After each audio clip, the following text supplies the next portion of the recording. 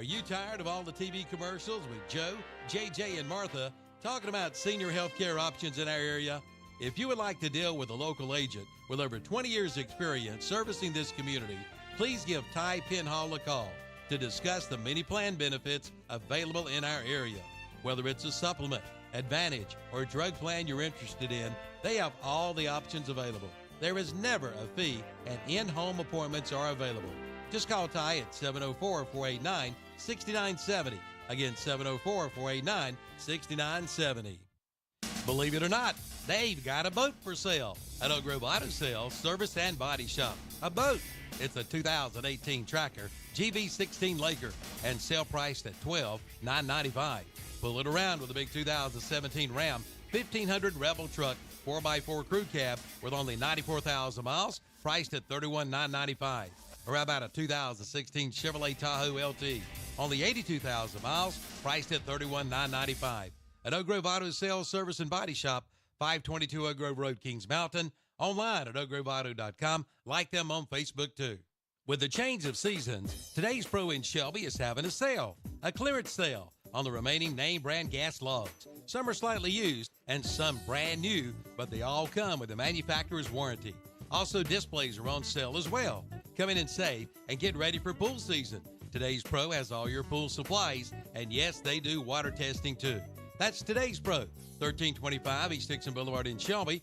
Call 704-600-8393. Open Monday through Friday, 9 a.m. to 4 p.m. Like them on Facebook too. Nothing beats March Madness. The pure sound of a swish, the rattle of a slam dunk, the fans on their feet for the big moments. And the action just keeps getting better until a national champion is crowned. Hear all the action with Westwood One's exclusive coverage of the NCAA men's and women's tournaments right here. Listen to it all on Carolina Country, WCSL, and The Boss, WOHS. Online at ktcbroadcasting.com. In 2023, Kia received the most model awards in the J.D. Power U.S. Residual Value Awards. Come see why. Come to Renato Kia at Renato Auto Mall in Shelby and get pre-owned rates starting at 1.99% with approved credit. Take a look at a 2022 Kia Sportage Nightfall for only $25,388 or a 2023 Kia Seltos for only $26,487. And in the service department, get a $69.99 diagnostics and take $10 off any fluid service, excluding an oil change. At Renato Honda and Renato Kia. At Renato Auto Mall, 4423 East Dixon Boulevard in Shelby. Online at RenatoAutomall.com. Spring is the best time of the year to play golf, and the Cherryville Golf and Country Club invites you to play. You'll love the challenge at the Cherryville Golf and Country Club. For tee times, call 704-435-6597. It's open to the public. Plus, ask about special membership offers. And they have a driving range, too. And remember the Cherryville Golf and Country Club for that special event. The Cherryville Golf and Country Club, 200 Club Drive in Cherryville. Online at cherryvillegolf.com and like them on Facebook, too.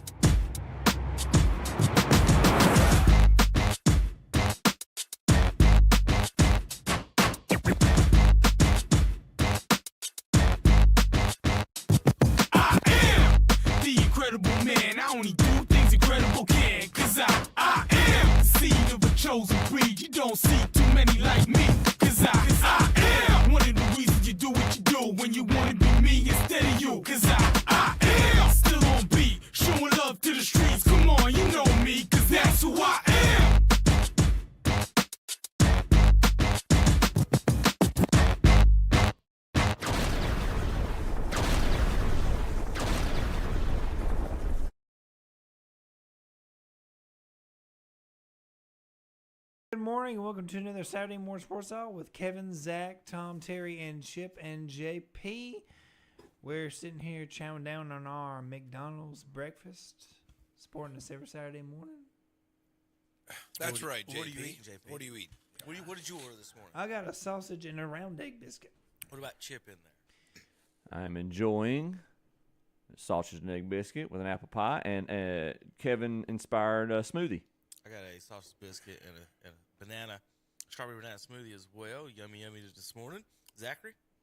Got the sausage and egg. That seems to be the going rate this morning with sausage and egg going around. I got a sausage, egg, and cheese McGriddle with 2 hash browns. Do you really need 2, Terry? Yes, Okay, yes, sir, I do. Sure. Got bacon, egg, and cheese McMuffin and an apple pie. I think that other hash brown's actually mine, Terry, and you just take it every morning. You're wrong. Terry, tell him not to worry about what you need. That's what I'm talking about. He shouldn't even be even looking over here on my I'm table. looking out for your general health, Terry. I'm looking out for your general health. Terry, did you need Tom's sympathy on that? No. He does. No. He does. No. Well, good morning, everybody. Happy Saturday. Almost Easter, right, Zach? Tomorrow? Next week. Next week? We have that, but we do have an Easter egg hunt today. You want to talk about that in a minute? Yeah, we're going to be having at the church at Hepzibah, Presbyterian Church. We'll be having our Easter egg hunt. Don't know how much we'll be outside today, but we've got some baskets prepared. We got some sundaes that we're going to be eating, and we'll tell the Easter story today. So come on out and enjoy it. What church is it? Hepzibah Presbyterian Church. So y'all already know Zach ain't even pronouncing it right. y'all already know who's going to find the eggs. It's been predestined. It is. Okay, it is. Yes. Predetermined. We all put them on. Predetermined. Hey, Trip, we put them all in the basket, so we know exactly who's getting what. Nice. So what you do, Chip, is you put half egg tops out around everywhere, and then you keep all the candy, and they're looking around for the half tops and can't find them, and you sit there and eat the candy while they look around for them. Genius. Love it. Yeah, kudos, Chip. I didn't know that you had would be able to have that conversation. So kudos to the knowledge on the belief system. Well, that's about my extent of Presbyterianism, other than Mr. Knox and Mr. Calvin, but that's about it.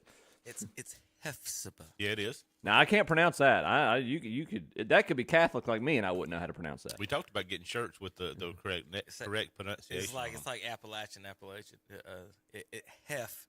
You say hef like you Hefner, can't you? Mm-hmm. Say hef, Chip. Hef. Z. Buh.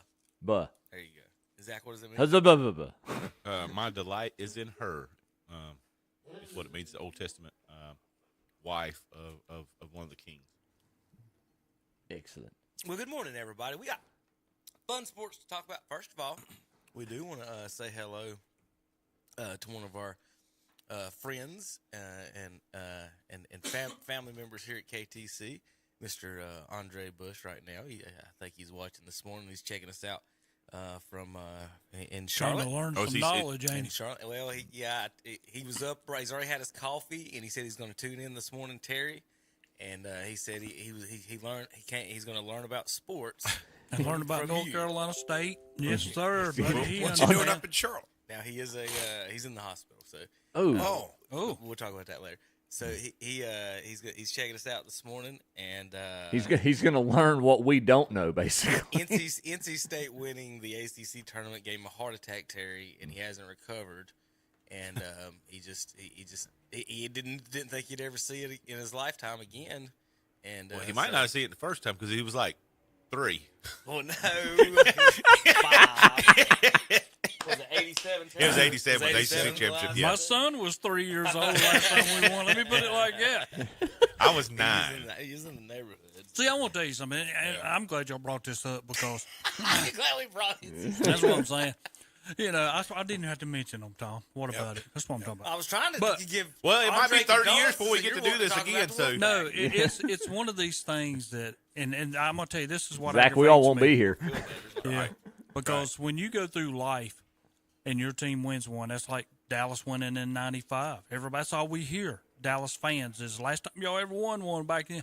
Well, North Carolina State was '87, And for us to win it, I mean, even your dad congratulated me. I appreciated that, Calvin, when you sent me that because, I mean, just like I told him, it's 37 years. My daughter wasn't even born. I mean, you know, it's so long ago that a lot of people who would never remember it was like, well, my God, State won. State just picked up a lot of fans this past weekend who are going to be State fans from now on account of what we just did. No. Oh, yes. You had some dormant State fans that came back out of the closet. That's the But true now, let me- statement. let me I was put it thinking. to you- let me put it to you They straight. went in their closet and got their jerseys. They didn't fit no more. Yeah, if you are a fan, you know, you understand how long it's been. A true fan. That's the reason it bothers me when I see our local programs around here, and I do watch, and I do see, and I ain't going to mention names, but when you're on your way to win another state championship, some of us act like it's nothing. That comes around every year. That does not come around every year. Take it, for instance, for North Carolina State, 37 years. I'm y'all. a Tar Heel fan, as you know, but I was not upset by no means. I wanted to win the game, but y'all beat us, and I was happy for you. Hey, Zach, I'll reiterate what I said last week. The fact that Carolina, they were basically locked up a number 1 seed. They gained nothing practically from winning that Other than hanging tournament. a banner. Other than hanging a banner. NC State winning almost assured us 5 teams in the tournament instead of 4. See, that's the new era fan who, like, you're okay with it if you lose to your rival. I mean, it's like, That's no, not our rival. No, that's not necessarily That's not what our he's rival. saying. You're going to He's sit there and just tell me saying- that NC State is not the rival to Carolina. No, Duke is. Duh. But his whole ideal That's in like this thing that's like is, saying Tom, Ohio's I would Ohio like to revive- State's No. is Chip, Ohio you State's know. Chip, where you rival. from? That's like, Chip, you are from North Carolina. You know that you can have more than one rival. Well, Chip, how old are you? I'm 41. Okay. So we're the same age. Yeah. I'm sure you do know as well as I do that NC State was their main chief rival in the 80s for the most part until Christian Laettner came along. It was NC State. In I in know. North I Carolina. understand, but yes. Wait a minute. Go ahead. The hatred that everyone across the nation joined in as friends against Coach K, right? Yes. like Tom here. Yes. It made everyone hate Duke to where it's their main rival, obviously, but to We poo-poo were the first. NC State rival, I don't. And remember, if when they change conferences, it's not Duke that's going with North Carolina, it's NC State. And I know it's a state thing, private school thing, but still, remember when they split up, if Duke doesn't follow, NC State and North Carolina is supposed to be tied to each other. Legislature tied them together. And that So I don't want to any state fans. I don't want to poo-poo them because it was a huge rivalry. And I'll back Terry up for that one on that one. Especially like Kevin said in the 80s. y'all, 70s when they was winning national Seventies. championships. Well, yeah. But it's just it's never okay to lose. And all these Carolina fans are saying, "Congratulations, State." It's like, no, you don't do that. It's the older generation that's saying that, Tom, for the reason All right. they are glad another ACC team that- gets to go. that's- It's like Would you it's have like this. congratulated like who's the worst? Who's the team that hasn't won the Big Ten basketball in forever? Nebraska. Like a Nebraska. Okay, if Nebraska won it and you guys got an extra spot in the tournament, that's basically what happened. Not if they beat Ohio State. But what I'm saying, well, would you congratulate them? And No. Ohio State's a 1 seed. It I didn't wouldn't affect you at I all. wouldn't Would poo-poo you? 'em. I just- Let me ask I you wouldn't this then. poo-poo them. I just wouldn't Last congratulate. night when Nebraska was playing Texas A&M, who was you pulling for? Nebraska. Yeah, well, yeah. I was pulling For the simple reason, I'm going to tell you one They're- reason I was pulling for Nebraska. Because they're the only Big Five conference team in the history that has never won an NCAA game. and they still have it. Yeah. yeah. So now they're 0-8. But hey, Yeah, Hey, JP, fix Chip's camera for I him get in there. I get that, but it's like you take an JP. Ohio State. All right, we hate camera Michigan real quick, State. We hate Penn State. We really hate Michigan. If like Penn State hasn't won the Big Ten in years and years, or what? No, they won maybe in 16. But okay, so they haven't won it in 16. They haven't won 8, 9 years. Well, if they beat Ohio State and win the Big Ten, I'm not going to say, oh man, I'm really glad y'all hadn't won. No, I'm not going to poo-poo them and try to blame it on the refs. But I'm going to say, I'm not happy about. You're never happy. And then what is this? You're like making light of a banner? We just get to have banners are important, dude. when you have as many Banners- as Carolina does, it don't doesn't matter at this it does- point. Yes, it does. They count 'em, trust Every banner matters. Every championship matters. But what championship? That's okay. And this Chip, you're Carolina would have hung the same banner. What are you talking about? I understand, but okay, this is coming from a Yankees fan. That's like talking about the American League pennant. Okay, great, we win a pennant. That's not the ultimate goal. I'm sorry, it's not. They'll still hang. There's plenty. They'll Of, still- There's plenty of and NIT. it's still The one- a championship. The one rebuttal I'll make is the how y'all phrased the statement. Y'all said Carolina's the rival, not a the state a I rival said of Carolina. Carolina's rival. I That- didn't say the rival. Rival singular. Rival there, and if you ask the majority of the country right now who is their primary rival, it's going to be Duke. But you're adding the word primary, not me. Well, I'm just rival singular, so I'm thought you meant one person. No, or I mean, one organ, one Carolina's school. rivals with NC State. Their arch rival. Like if you want to say their arch rival would be Duke. Yeah, I would concede to and that. I'll concede what you just said. Yes, I agree with you on that. But they're also rivals. I mean, Carolina's rivals with Clemson. They're With rivals Wake. with Wake. Yes, yeah, I would agree with that. These are other rivals because they're in your backyard and you want to beat them. It's not really that. It's one of those things that they're in your backyard and everybody hates Carolina. Yeah. If you're not a Carolina fan, you hate Carolina. No. Well, there's truth to that. I'll put it this way, Tom. When you continue to win, people don't like it. I'll put it this way, Tom. If it had been Carolina and Duke in the ACC final, I don't care what benefit Duke would have gotten out of it. I was not rooting for them. Yeah, I would. Same with that. Yeah. So it's kind of like y'all are treating NC State like the poor, pitiful, kicked around puppy who just got adopted, right? Unfortunately, that's how their program has been the past few decades. Well, I've got a couple of kids at Burns, and they always wear their NC State stuff. You know, like Emma Fortenberry in my first period class. That girl is a State fan. State shirt. She's not wearing Clemson. She's not wearing Chapel Hill. Those are your real State fans, and I because they've had so much difficulty, I salute those fans. Now these ones that just come out of the closet, they got their stuff. They're dated. Circa 2000 T-shirt. Well, my I don't son-in-law- really respect Terry, in them the as past much. 16 seasons, NC State has the same number of ACC tournament championships as University of North Carolina. Yeah, there you go. When's the last time North Carolina won it? 8 years 2016. ago, but it's been 2016. in the past 16 seasons they've only got one. Yeah. Yeah, Virginia. Won a few Dukes. Won a won few. the- There was a Duke's couple won a of them that few. came up that won it that wasn't supposed to win it.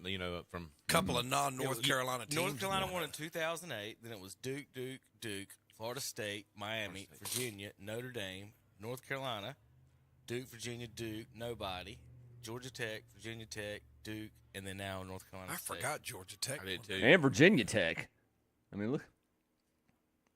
And that right there is the the reason ACC has people 1, don't 2, 3, like Duke. 4, 5. Because all of a sudden Dukes jumps way ahead of Carolina in ACC tournament wins.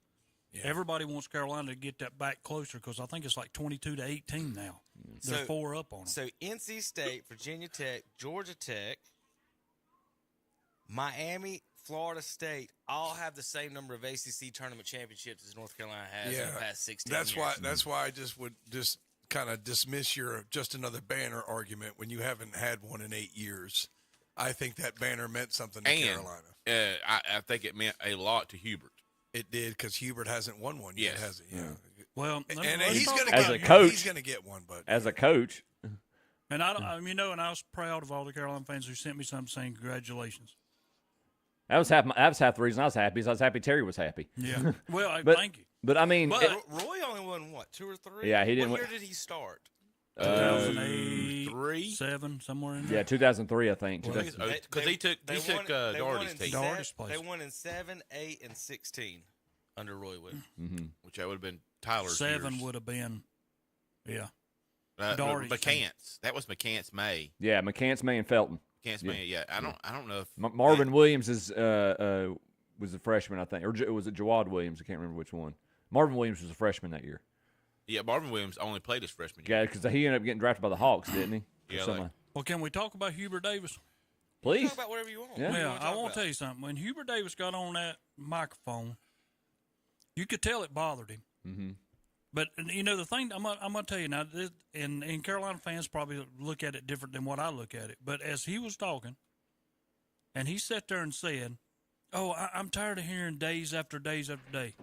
I'm sitting here like, Hubert, it's only been done twice in the history of the NCAA. What are you talking about? What you We're talking? Winning playing 5 5 days games in in- 5 yeah. days. It's only been done twice. UConn and North Carolina State is it. And you're talking about winning game after game after game after game. I'm sorry that you're such a high seed that you'll never see that. I mean, that's a benefit for Carolina. But he's acting like that's never got, now what's that? Well, I used to play 3 games in one day. We're not talking AAU, buddy. I mean, come on. Get off of that. We're not talking that. You're talking about 5 games in 5 days. And are you energetic to win it? Yes. North Carolina State was. And I think that's the reason State beat Carolina. You can't tell me, and I think I texted y'all this. Speaking of Carolina winning or not, you can't tell me, with all that we talked about with bracketology last week, that there wasn't some, and Kevin, you conspiracy theorist here, that there wasn't some conversation with Bubba Cunningham or with Davis, guys, let's take it easy. If State wins this, that gives us one more team for the conference. You can't tell me that conversation wasn't had. Who you saying had that conversation? The ACC, Everybody else besides the ACC.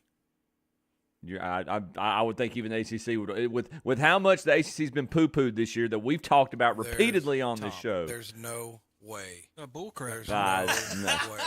Bull crap. There's no Tom, way. are you What? serious? Yes, they had that conversation. SEC does it every year. Yeah. Every year. All right, Georgia's in. If they lose, now we get 2. They do it every single year in football. SEC does it every year. ACC said, you know what? We ain't getting any in. Doesn't matter. That's right. It's better story, better everything. If NC State That's how wins, co- it's and that's more how money come for everybody. Well, if They I'm a almost put them all in one bracket. So they'll knock each other off if they have to play. You're going to tell me Hubert Davis is going to sabotage the didn't say ACC you were- tournament? I'm telling you guys, they The don't. ACC. I mean, yes, I'm not going to say an ACC championship's not going to, they put the banner up. You tell me right now, somebody comes up to Hubert Davis, you can have an ACC championship or an NCAA championship. He's going to take an NCAA championship every day of the week and twice on Sundays. You're changing the subject. No, well, I'm talking about the emphasis of the ACC tournament. I'm sorry. That's just the number of times that Carolina's won an NCAA championship after losing the ACC tournament. Do you think they're like, oh, that's a failure of a season because we didn't win the ACC tournament at the same time? No! But at the time, put yourself in the moment. You do not want to lose to NC State in the ACC championship. I agree. You do not want to have You don't that want to, to, but it's not that big of a deal. You're still going to be a number 1 seed in the tournament that matters. And here's the deal in behind it. Not that you're the Big Ten, because we have heard all year long the SEC is such a powerhouse. They're 1-6, aren't they? They're 3 and 5. 3 and 5. Right? 3 and 5 in this They must have won tournament. their last 2. They were 1 and 5. Yes. And if we would have had Pitt get in instead of Virginia, we'd Yep. have a better record than we Oh, have yeah. now. Yeah. I don't. The ACC is 4 and 1. So Virginia, everybody, that's all I heard. Everybody, so I heard somebody send me some kind of a text going, Virginia, look at them, buddy. ACC, blah, blah, blah, blah, blah. I was like, you little whiny butt, shut up, quit texting, whine. quit talking. I didn't I whine. I don't was want to just hear telling you. He's But you I mean, didn't look what I'm happens telling when you. State You didn't wins. You didn't want to hear it He because it's a overtalked fact. today. Hey, Terry. That Virginia Colorado State game. We'll get that in a was little bit. like- We're talking ACC tournament. Well, Virginia's in the ACC, Oh, correct? yeah. Well, Okay.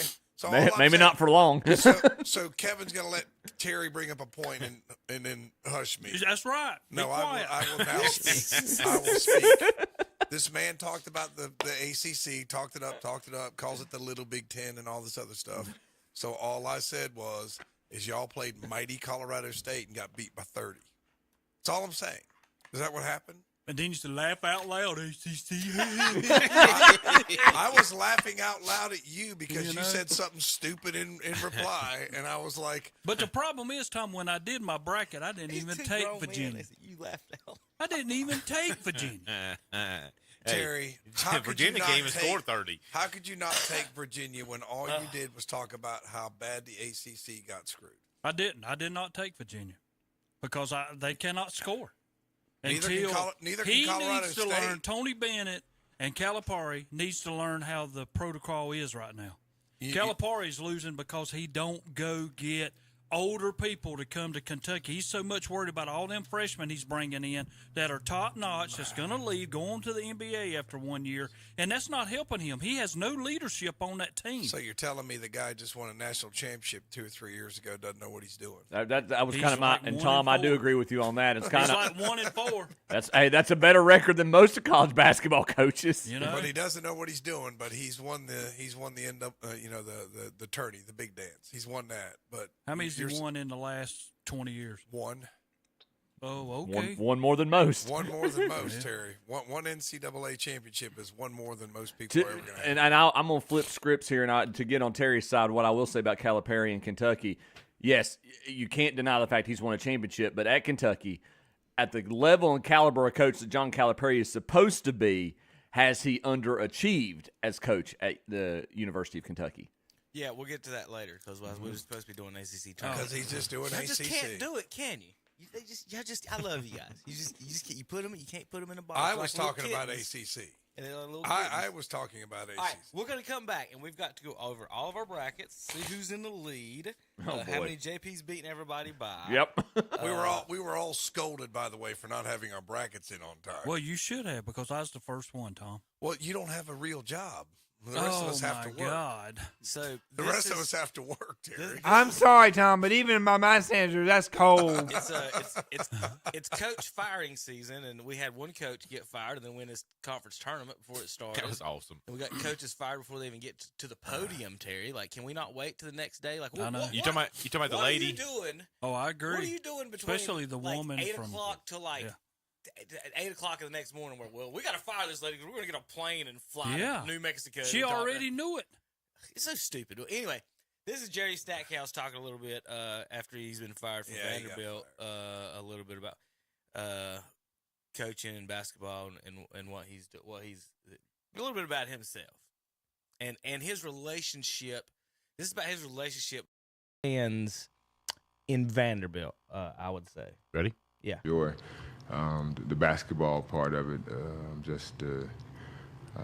I think, early on, we all have some mess ups. I probably messed up a little bit early on, I guess one of the things going back to the beginning, with the streak, which was a huge part of the fan lore here, and I guess I maybe said something after that game that maybe rubbed some people the wrong way, but I just think it was and then people didn't get to know me. They just saw from a few clips and didn't get a chance to see who I am, see Jerry Stackhouse. They didn't get all they saw is the big black guy that came from the NBA.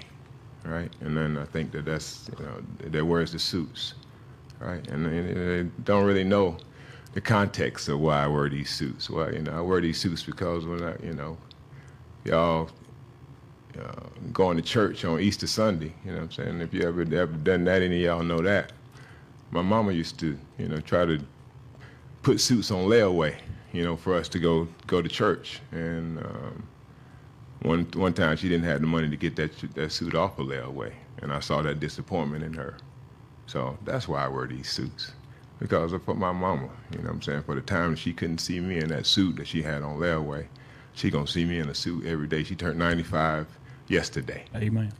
And she can barely see, but when she look up at the TV, she gonna see me in this suit. So it's just like things like that that people. Just again, I think it was just some type of bias from guys that, come from the NBA. I mean, that's always been a little bit of noise there. But I just think when people if you really get to know me, you understand who I am, that I cut my own grass. I do. I'm probably a lot more like you than you would think. But I just from the stature of where I come from, because I had a career. Before I got to Vanderbilt, that's a lot of people. That's all that they saw, and they didn't really take a chance to get to know me. And and maybe that's where the disconnect was with some fans or different that. But for me, the basketball has always been the solace and what I think what he's referring to a lot there is that you and what I like to say, you got to talk to somebody a lot of times before you get to know somebody Yes. and judge them. You got to speak to people. And what he's talking about, he's a country boy from Kinston. Like, there's a lot of, if you perceive him as someone from, the streets of New York, that's not what he is. and you talk to Rasheed Wallace, and people say the same thing and everything. But he's going to end up in a good spot in another place and coach somewhere else. I think he enjoys it, and he's pretty good. Well, he was coach of the year. I mean, come on. Basketball's the dumbest sport. They fire the NBA fires coaches while they win coach of the year the same year. It bothers me when you're talking about that stuff, because some people identify you through somebody else, and they have never talked to you, don't know who you are, have never watched you do anything, but they go through somebody else. Oh, this is how this person is, so I'm going to put my guard up already. Never do that. You have no clue until you get around this person. And I could go back to some of my neighbors when I first moved to where I moved to. They was like, "Oh my God, that's Terry Reinhardt." I mean, they did. I'm sorry, but now they will sit out here and tell you to your face, "I don't have a better neighbor than what I got right there beside me." Anything happens, he'll be there. Anything's going to happen, he'll be trying to stop it before it ever does. But go talk to the person. Don't take somebody else's talking to you to identify that person that you want to know, but until you go talk to them. I mean, you don't have to say nothing to them. Just sit back and watch. It'll come out into proof of who this person is. That's part of the drawback, especially with some in these higher profile positions. The more high profile it gets, the more there's that public persona versus the real thing, and it's more of a challenge to get to know that person because of that persona versus.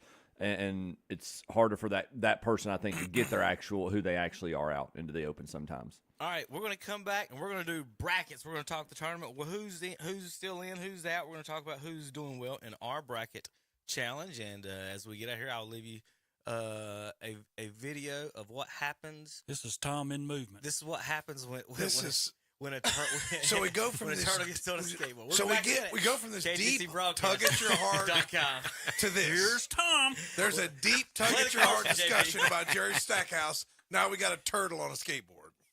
Play the commercials, JP. I gotta play something for JP. Hi, I'm Skylar Rambo Cheney, driver of the number 17 NASCAR Weekly Series late model stock car. When I need quality services, I shop with Hendricks Honda of Hickory, Bugbusters, Country Town and Tire, Farm Bureau Insurance with Marvin Melton, Doug's Fleet and Auto Glass, and ProMotion Motor Company.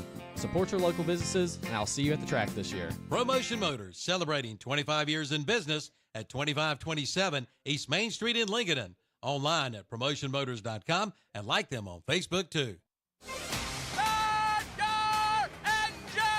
The green flag drops on the Echo Park Automotive Grand Prix. One car has gone sideways. Keselowski is stopped on the track. Chase Briscoe loops it. 15 cars get by him. Kyle Larson spins right in front of me.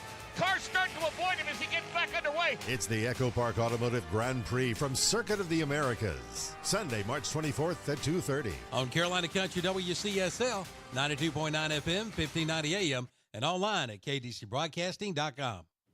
Did you know that Kurt's Premium Outlet in the Eastridge Mall in Gastonia has clothing? They do, for the entire family. This week, ladies' alligator bags with straps are just $12. John Deere jackets are $20.25. Ladies' nightgowns are only $6. Time and True sweaters are $5. And Time and True log bottom boots are just $19.98. And see the big selection of yellow camo jackets for $99.99 at Kurt's Premium Outlet in Eastridge Mall on North New Oak Road in Gastonia. Like them on Facebook, too. Spring is sprung at Campers Inn RV in Kings Mountain, and there's nothing but fun and adventure lying ahead with a new RV from Campers Inn. See our beautiful land with your dream RV from Campers Inn. Now's the perfect time to turn your RV dreams into reality. But these great deals won't last long. Discover the freedom of the open road today with a new RV from Campers Inn RV, Kings Mountain, Highway 161 South at I-85 at 615 Broadview Drive. Online at campersin.com/Kings-Mountain. See Campers Inn today. In 2023, Kia received the most model awards in the J.D. Power U.S. Residual Value Awards. Come see why. Come to Renato Kia at Renato Auto Mall in Shelby and get pre-owned rates starting at 1.99% with approved credit. Take a look at a 2022 Kia Sportage Nightfall for only $25,388 or a 2023 Kia Seltos for only $26,487 And in the service department, get a $69.99 diagnostics and take $10 off any fluid service, excluding an oil change. At Renato Honda and Renato Kia. At Renato Automall, 4423 East Dixon Boulevard in Shelby. Online at RenatoAutomall.com. Built upon a solid foundation of cast iron and steel, the Kubota L-Series is part of our under 100 horsepower tractor lineup rated #1 for reliability. They feature powerful Kubota diesel engines and easy operation. The durable Kubota L-Series. Talk to your local Kubota dealer today to schedule a demo. Go to KubotaUSA.com for full disclaimer. Your Kubota dealer is Parker Farm Service, located at 126 Bessie Drive on Oak Grove Road at the Highway 74 bypass in Kings Mountain. And we're back on Saturday Morning Sports Talk with Kevin and the gang. They're, I think a few of them are still eating their breakfast. Kind of working on it, I believe, here, JP. Yeah, how was your breakfast? Have you ate yours yet, or you Yeah, still sitting in the bag? Yeah, I actually ate mine. I was a little hungry this morning, so. What was that? Yes, I ate my breakfast already. I was Slow it down. Slow Uh, it down. JP, did you find a home for those action figures I got you? Yes, I did. Okay, just want to make sure. All right, Tom, since you were complaining about the videos we went to break because you just love to complain, I've got an historical tweet for you. I love to complain. He complains about us every single Saturday. I've got a historical He complains tweet about for you, us Tom. every Saturday. Did you know? Let's see, where'd he go? Lost it. Andrew Jackson had a pet parrot. Did you know that? Do you know this story? No. Okay. So, Tom, you learn something new every day. You can tell your class this tomorrow or Monday. That had to be removed from the president's funeral because he wouldn't stop swearing. That's probably myth, but it's okay. It's still funny. Funny. You know what, Andrew There's the picture with this parrot, Tom. My favorite Andrew Jackson quote, because people made fun of him because he wasn't well educated and he misspelled things. He'll say, I think you're pretty stupid if you can't figure out more than 2 or 3 ways to spell a word. Look, Tom, Andrew Jackson's funeral drew thousands and one swearing parrot. This is from the Cincinnati Enquirer, Cincinnati.com. The Enquirer. It had happened in Ohio. It's from the Cincinnati Enquirer. I know. It's glad it's not the National Enquirer. No, it's not the Cincinnati Enquirer. It's Cincinnati.com. The Enquirer. The Enquirer. It must be true. It can't be false. It can't be false. It's a great story, though. I mean, that's one of those. That's one of those you hear in history, but you just tell the story anyway. You don't really care if it's true or not. But you just tell it because the kids like it. Yeah, like I don't know. You know, and they'll remember that. You know, the guy who tried to assassinate Andrew Jackson.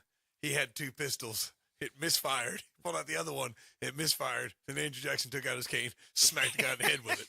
I don't know if that really happened. That would be awesome. I don't really know if it happened that way, but it's really awesome. You know, so you tell the story anyway. You don't know how true it is. That's kind of like that was David's plan. It's just a bag of rocks. Yeah, yeah. But Andrew Jackson is one of those love 'em or hate 'em figures in history. You know what I mean? He did. Poor old Martin Van Buren had to follow him after old Andrew Jackson kind of nuked the National Bank and started a financial crisis. And he said, "There you go, buddy. You get to deal with this." So, there's mixed reviews on him, but I can't. If I had a parrot, it would probably swear a lot too, Kevin. So I can't really trash talk him too much. Let's see if I can pull up our brackets. Y'all want the official brackets or what we got so far, or what we're doing? Which one y'all? How do y'all want to go through that? We'll go through the. You want to go through the official one? The official one. I know the official ones is from our big time little sports fake is less than 1%. I don't even. What does that even mean? He doesn't know. Tom, just on account I don't speak in tongues like you do. What are you even talking about? You're the one that speaks in tongues all the time. I mean, we need a. I mean, people don't understand what you say. I've got a Terry Thesaurus right here to try to figure out what you're talking about every week. Well, he's like Andrew Jackson. He said if you can't figure out to say something 3 different ways, you're not smart. Get yourself a parrot. You get yourself a parrot. Tom, please get a parrot. I did have. Hey, that parrot will be at Tom's funeral going, Terry's an idiot. Terry's an idiot. Yeah, I can't really talk about a parrot because we had a parrot. Cowboys are going to win. Cowboys are going to win. Okay.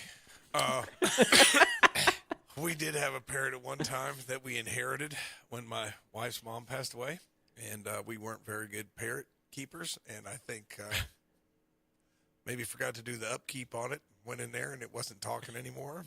That was the end of the parrot. Don't tell the ASPCA. Lord. But birds, I tell you what, birds, never again. No birds. Don't own birds. Have you seen the NYPD blue clip where Sipowicz's chief has a pet parrot? No. Pull that clip up. Yeah, pull it up. It's hilarious. All right, UConn hosts Northwestern, 1 and 9 seed. They'll play the winner of 13 Yale versus the 5 seed San Diego State. Then the other part of that bracket, the 2 seed Iowa State will face Washington State, the 7 seed, and the 11 seed Duquesne versus number 3 Illinois. You actually knew how to say that, Kevin. I remember Kevin. I was Duquesne? Yeah, well, I was in a history teachers conference, and somebody said Fort Duquesne. I'm like, please be quiet. Please never speak in this conference. I know how to pronounce Appalachian, Tom. I know I can read. Yeah, I mean, unlike but, people over the Mason-Dixon line and their but Appalachians. Yeah, appreciate it. Duquesne, what is their mascot? Are they the Dukes? Blue Demons, isn't it? Something weird like blue. I was thinking blue something too. I guess you'd be. I think it's the Blue Demons. That's a tall order for them to handle there, Illinois. Houston, the 1 seed, will have the 9 seed Texas A&M. They'll play the winner of the James Madison Dukes and the Duke Blue Devils. Other side of that bracket, the 2 seed Marquette will play 10 seed Colorado, and 11 seed NC State will get 14 seed Oakland. Where's Oakland at, Terry? Do what? What state is Oakland in? Oh, heck, I don't know. Terry, it's in Michigan. There you go. Good job, Tom. He was going to say California. I knew it wasn't but California. He doesn't know. I knew it wasn't California. That was going to be my response. Like, which Oakland? Which one are we talking about? That's what I'm saying. I knew it wasn't in California. No, you didn't. Oh, yeah. Oh, yeah. That's how come when somebody asks you that question, you know darn good and well it's not in California. That's the only reason why you didn't know. You're like, no, that's on account of I'm a little bit smarter than that, Tom. Common sense comes into projective that never happens for you. In this place, common sense is not common sense is not so common in this place. All right, bottom part. Carolina, the 1 seed, will face 9 Michigan State. They'll play the winner of 4 seed Alabama and 12 seed Grand Canyon. What's their mascot? Anybody know? I don't know, but I used to get like phone calls from them all the time wanting me to sign up for their online programs. I thought it was a fake university. The Lopes. The Lopes. The Lopez? It says Lopes. The antelope. Is that what it is? The antelope. Is that what it is? Mascot's Okay. Thunder the Antelope. Thunder the Antelope. Interesting. So, did not have that on my So we've got bingo card today. two fictitious mascots. We have the Lopes and the Crimson Tide. Neither one of them is a real thing. Too bad it wasn't the Yeti. Yeah. The Yeti. Antelopes are Cool real. mascot. Lopes. Who calls it a lope, Kevin? On the streets, Tom. Kevin, have you ever called an antelope a lope? That's what they call it on the streets of Zimbabwe. Kevin, you answer the question. Have you ever called an antelope a lope? Dang lopes out of my backyard. On the main streets of Zimbabwe. Grand Canyon University that has. Zach Mayhew, have you ever called an antelope a lope? No. If So you nobody go on a here safari cruise has at ever done it. Disneyland, Animal Kingdom, they may call them the Lopes. We had a flat tire in ours, and the lady driving it started crying because she thought something's gonna eat us or something. Oh my Lord! One of the giraffes would come get us and get mad. Maybe that was a raft. She did. She started crying. I'm like, I think she's being for real about that this was tire, my boys. that was my absolute favorite part of It is. Disney. That is Animal isn't it? Kingdom is. Yeah, It is. That's an unpaid advertisement. Clemson at Baylor. Free of charge. Clemson at Baylor. Clemson, not at Baylor. Clemson and Baylor. The 3 seed and the 6 seed will face the winner of 2 seed Arizona and the 7 seed Dayton. I was listening to that New Mexico game. They got Jamal Mashburn Jr. on that team. Oh, I didn't know that. Yeah, they do. Because I was listening. 101.5 The Boss has all your basketball games, by the way, if you're in your car. But I was listening. I was like, Jamal Mashburn, isn't he like 60? It's like Jamal Mashburn. He's probably. Jr. He's probably my age. He had 6 points on 1 of 11 shooting. Yeah, he had a bad Great game. job. They got some other. Only Tom would know this. Somehow they got some sons. 1 for 11. If you would actually listen to the station that you work for, you would know all this stuff. Okay? 1 for 11. Good job. But they got some others, like, and that Clemson just, like, drubbed them. They I did. mean, it wasn't even close. I mean, That's all I heard all week was about New Mexico. Right, because they got all Yeah. those sons of those NBA That's all I heard. 2-seed Tennessee will face 7-seed Texas, and they'll play the winner of 11-seed Oregon versus 3-seed Creighton. And Purdue, the 1-seed against 8-seed Utah State, and 4-seed Kansas against 5-seed Gonzaga. Go ahead, Tom. Bold prediction. Yes. Tennessee's tournament run ends. Tennessee loses today. We think, Terry. I think so, too. I think they lose. I think so too. I think they lose today. Don't think But Rick Barnes can defeat his old school? No. Well, I'm I gonna think tell you what. Tennessee's overrated. I think Tennessee played pretty decent the other day, and Texas did not. Yeah, but Tennessee's known to turn around and play bad too. Tom and Terry said that because they picked Texas. Didn't St. Peter's make a didn't St. Peter's have a big run not too long ago? Little Catholic school in New Jersey. They had a run not too long ago, didn't they? Seemed like they did like 3 or 4 years ago. They made it. Catholics. Yeah, Easy. I just don't keep up with them. Oh, I thought I heard something else preface that. All right. Of the 6 of us, JP is in first place. Gosh. Why? You made me do this bracket. I don't understand why. Well, how many's he won? JP, you could press the button on the microphone before you start squealing in there. Okay. Why is it every? Is there a parrot? Is there a parrot? What is it every time we do? Oh, shut up, Jim. Every time this happens, I'm always in first place, and I know nothing about sports. Currently, JP, if you would get a Fanatics account and start betting, you wouldn't have to come in here on Saturday morning. You could just retire off your bets. Facts. JP, you ride a Cherokee with me today?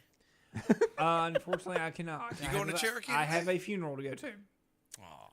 Somebody you're going in my opposite job direction. died. Right. Well, I don't know. I might be. I mean, holy moly.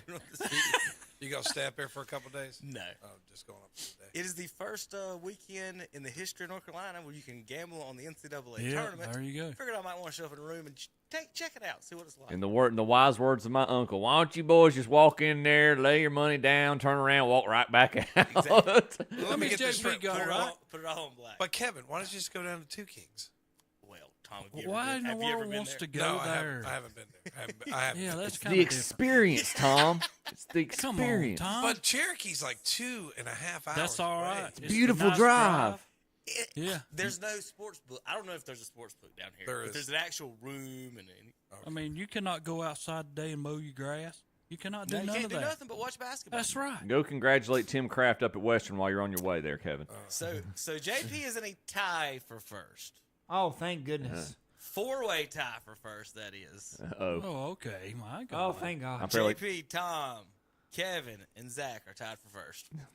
pretty. So Chips did last. I knew I'd be dead last based on my picks. Terry's in I was fifth. hoping I'd be dead last. Chips in last. Now that's with points so far. That doesn't count what you've not got now, or what you got losing going ahead. So I still like to know what's the points. I'm sorry, I had to tell you. 1 point for a first round victory. You get 2 points if you get a first round upset. You get a bonus point. Okay. Got me? Oh, so if you're a lower seed and you picked them, you got 2. Okay. Correct. So you get Well, one- how come none of us knew this? You don't need to know. You just need to pick your team. I know. That's all I knew. I just send it in. Now I'm learning what the deal is. Terry, I guarantee you're not going to lose this tournament by the 3 points that you lost by the upset. I was about to say, yeah, the first round ain't going to impact it. Moly.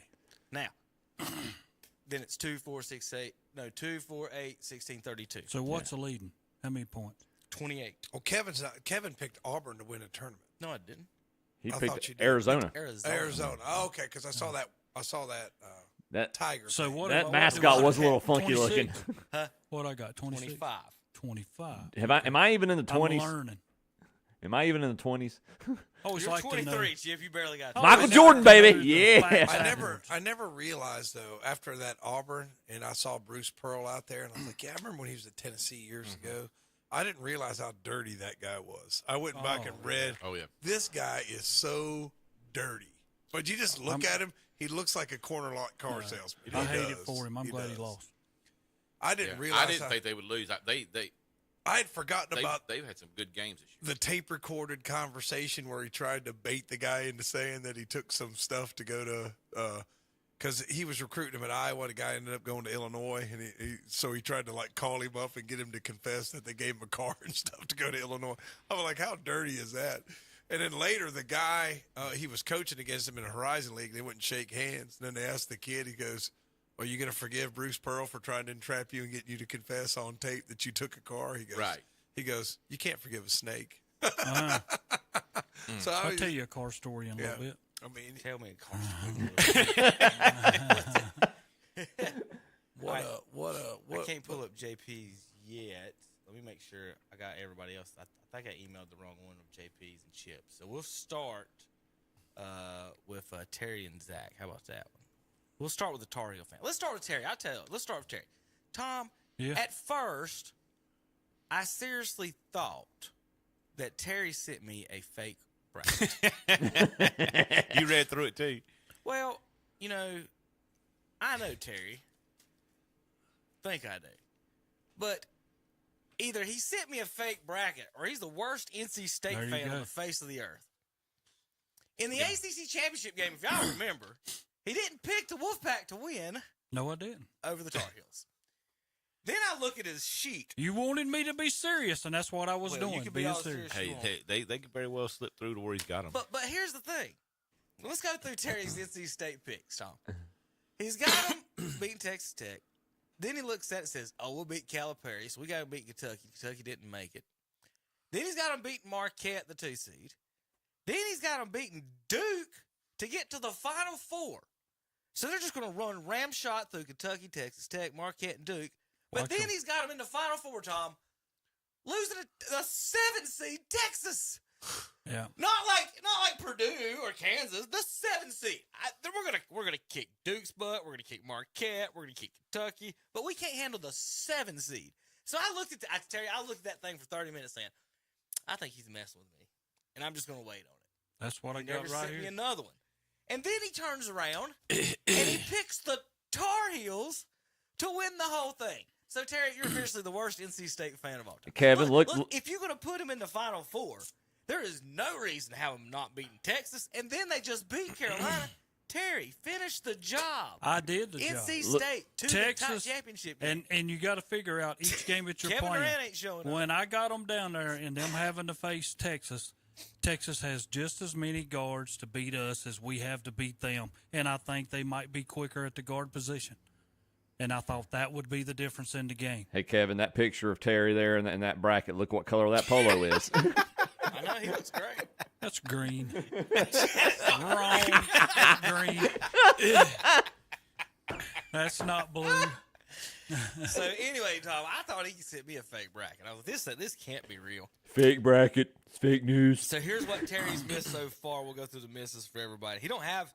So here, I only missed up twice on mine. So most of my ones that I had that I missed or never get by the next round anyway. So. Right. So if you'll look, Terry's got 2 misses in the Sweet 16 right now. So he's got Auburn and St. Mary's in the Sweet 16 that didn't make it. And then all of his first round losses are FAU, UAB, BYU. Terry, if they had letters, wasn't going to pick you apparently. Drake, or did pick you. That's who he did pick. Sorry, Mississippi State, St. Mary's. And Nevada on that side. TC, Terry, you picked against 1, 2, 3, 4 teams that had letters in here. You just didn't want to know who they were, or you can't spell out your whole name. You don't need to win. He picks against them all. That's all you can say. And he missed them all. There you go. He missed Florida, Kentucky, but like I said, he only missed the 2 Sweet 16 games so far. Of Auburn and St. Mary's, he hasn't missed anything that's went any further. So that's where. So Terry's in a good spot going forward. He might be in 5th right now, but he's in a good spot going forward right now. Look over to Zach. I don't know if anybody. Terry, you know your. He's got his. Yeah, I got mine. My wife threw mine away. We'll go over to Zach. My wife threw mine away. Don't get my I homework. want mine with the printout. Well, quit gambling away the power bill, and your wife won't throw away your bracket, Zach. I can print it Quit out. gambling away the car payment, and your wife will leave it alone. North Carolina shouldn't have got Take your wife, instituted. Zach, got to take your wife out to eat every now and then. And me and Zach at least were on the same page. Now, Zach, I put the Tar Heel fans on the same page on this one. So Zach has 3 Sweet 16 misses and 1 Elite 8 miss now. He missed Kentucky. Yeah. So Well, Kentucky Zach, put a big I dagger thought in Kentucky his. was going to make a run, too. I did, too. Yeah, we're going to talk about Oh, you. he's got Kentucky all the way to the Final I didn't Four. I'm never picking Calipari again. Final 8. Speaking of dirty He had him in a coaches. championship game, Terry. Oh. Tom had Kentucky in the championship Yeah, game. I was looking over brackets, seeing how the Kentucky. And I noticed that about Tom He's the too. I big- said, "Well, I wasn't the only idiot that picked Kentucky to go far." Chip and Tom. Well, I knew. They're going to be. I they're knew gonna be- Kentucky couldn't get by state. They're going to be fighting elbow room with JP here in a little bit on Probably. these brackets. That's all right. McNeese State and St. Mary's. Zach took 2 flyers on them to the Sweet 16. They both lost in the first round. Zach also missed Nevada, BYU, Auburn, FAU, Florida, and Samford. Samford on the miss. Sanford should have won that game. I saw the complaints online about it. The foul. But Yes. Yeah. I saw the Changed complaints the online, game, but man. But Terry, my response was, you missed 42 jump shots. I know. I agree. You Yeah, can't I blame mean, it it on don't that, go but that that way. was a big call. You missed. It was a big call, 40 and they would still had to go down and score it. They would have had the ball only down 1. Yeah, but they would Yeah. still have to score it and win it. So All right, let's jump over. We'll do mine. It popped up, so I don't have to Kansas do is any in edit in trouble. there. Mm-hmm. Arkansas. Arizona is who I have in the national championship game, and I only have, Terry, one team in the Sweet 16. Not in the Sweet 16. I had Oregon. Hey, never you mind, understand Oregon's North still in there. Carolina State too, don't Never you? mind, Oregon's still in there. I Yeah. have no teams that marked out in the Sweet 16, so I'm perfect right there still. So now we did not have a single person in our group get a regional perfect. We had a couple 7s, but not a single one of us got a regional. So between 6 times 4 with it, 24 of 24 regionals, we didn't get any of So them. Kevin, perfect. if that's wrong, then you're winning this thing. Right, I am right now. if what's wrong? No, that was just marked out by negative points. Oh, I've still okay. got the 28. The 28's right. Okay. It's the negative. I okay, pre-marked out Oregon. See where Oregon's marked Yeah. out? Yeah. I went through and I had marked them out, and they had won. So Okay. I don't have any teams. I've got the whole. I'm Sweet, I proud can still of get you, the whole though. Sweet 16. When I see State on out there, you understand. Well, here's the thing. You guys just won 5 games in 5 days. And for them to poo-poo what happens in the tournament when you're about to play a tournament Yeah. is that blows my mind. You're confident. If anything, NC State proved they belong to be there. And you guys are hot. I figured you beat Texas Tech. I had you beat Kentucky, which We would have beat them. I thought that'd be a close game. And then I had you pulling out of Marquette, and then I had you in a rematch of Houston and them taking it to you so I could say, Terry, where is Cozell McQueen at today? I ain't got it. Yeah, Cozell. I loved that, didn't you? That's right. On this day, Cozell was the best. But I just don't know if you're a Final Four team. So that's about as far as I could put you guys. So we'll see if they can do. I guess Marquette's your big test here coming up if you can get there for that. But yeah, doing pretty good on that. I missed FAU, Duquesne, Drake, New Mexico, Nevada, Akron. Tom, I threw one y'all's way. You did too. You didn't work out. TCU, Florida, and Wisconsin. All right, over on the other side of that bracket. Let's see. That should be Tom's. Yes. Let's look at Mr. Centifontes. Thomas Centifontes picks. Tom, just like a kiss me. There's a lot Kiss me, UConn. There's a lot of. What are you doing? I just tune him out. I'm trying to register in my head to what's going on. I Oh, don't my even God, know. Tom, you got X's everywhere. Tom has one. I got a 2, feeling I will be 3. ahead of Tom after this weekend. Tom's got 4 teams out of the Sweet 16. He's got 1, 2 Elite 8 teams that are out, and 1 Final Four team, and 1 National Championship team, Tom. Yeah, So I'm definitely in trouble. you're pulling. Tom, you didn't even pick State to win the first game. He did No. not. He had Texas Tech. What didn't he? My work? other bracket's much better than this. Oh, okay. My other car is a Mercedes Benz. Yeah. Well, he That does is have a lot of true. cars. I will say that. I should have At invited least y'all. he's- I should have invited y'all to the other bracket. The guy does one. He lives up in Pennsylvania, but he does like a big 300 or 400 person thing. You only have to pay $5 to get in. It's pretty cool. I should have that one I did, and then I couldn't print that one up, so I just kind of hurried and did another bracket. And my other bracket, I have Iowa State winning the championship. Yeah, I saw where you was complaining. I have it in ticket tomorrow. Hey, I'm sorry. Tom, you bring up a random question here. So you got, and this is for the group. So do all of y'all do multiple brackets? I just did this one. I did. This is the one I did with my friend does one like a friends and family poll just for fun. Terry, do you do multiple brackets? No, I did this one. Yeah, I'm like Zach. I don't JP, how many did you do? This is the first one I've ever done because I was forced. But I'm like, and no, and I know there's people like Tom who do that. I can't understand that. Like I start not trusting myself or having no confidence. If I start picking different teams. Well, Chip, I'm like you, and I'm gonna be honest. If I'm gonna do more, and I have in the past, you know what I'm saying? I have to. Yeah. But I am only gonna stick with my number one. I'm not gonna change it. Why would I want to put in different picks for different brackets? I mean, I'm not saying. I understand that to choose one, you're putting confidence in yourself that you're going to get this right. But that's the whole. To me, that's the whole point. I'm like, if I switch it around and try to do another one, I'm basically just saying I'm an idiot. There you go. That's what I. Well, if you're doing multiple brackets in your different pools of trying to win, the pool, then you can do multiple brackets for that. But keep the one that you want, that you think this is the one I really believe in. I guess to Terry's point, stick with maybe the national championship or your Final Four teams, and then. Try if you're thinking about if you're going in a league against certain people, maybe think well that's I read an article this week, and that was kind of one of the pointers they give you, especially most bracketology leagues or most bracket leagues, they do the same points similar to what Kevin's doing. You get your points increase exponentially as each round goes. Now this is the first time I've done one where we get an extra point for an upset, but yeah, so they encourage you to go from the inside out and work backwards. Chip, let me ask you this: Yes, how sir. do y'all do y'all's? Do y'all start at the start and go to the middle? See, I'm the very opposite. I put my Final Four and I go backwards. I have an idea as well, and that's to answer your question. I don't know how everybody else does it.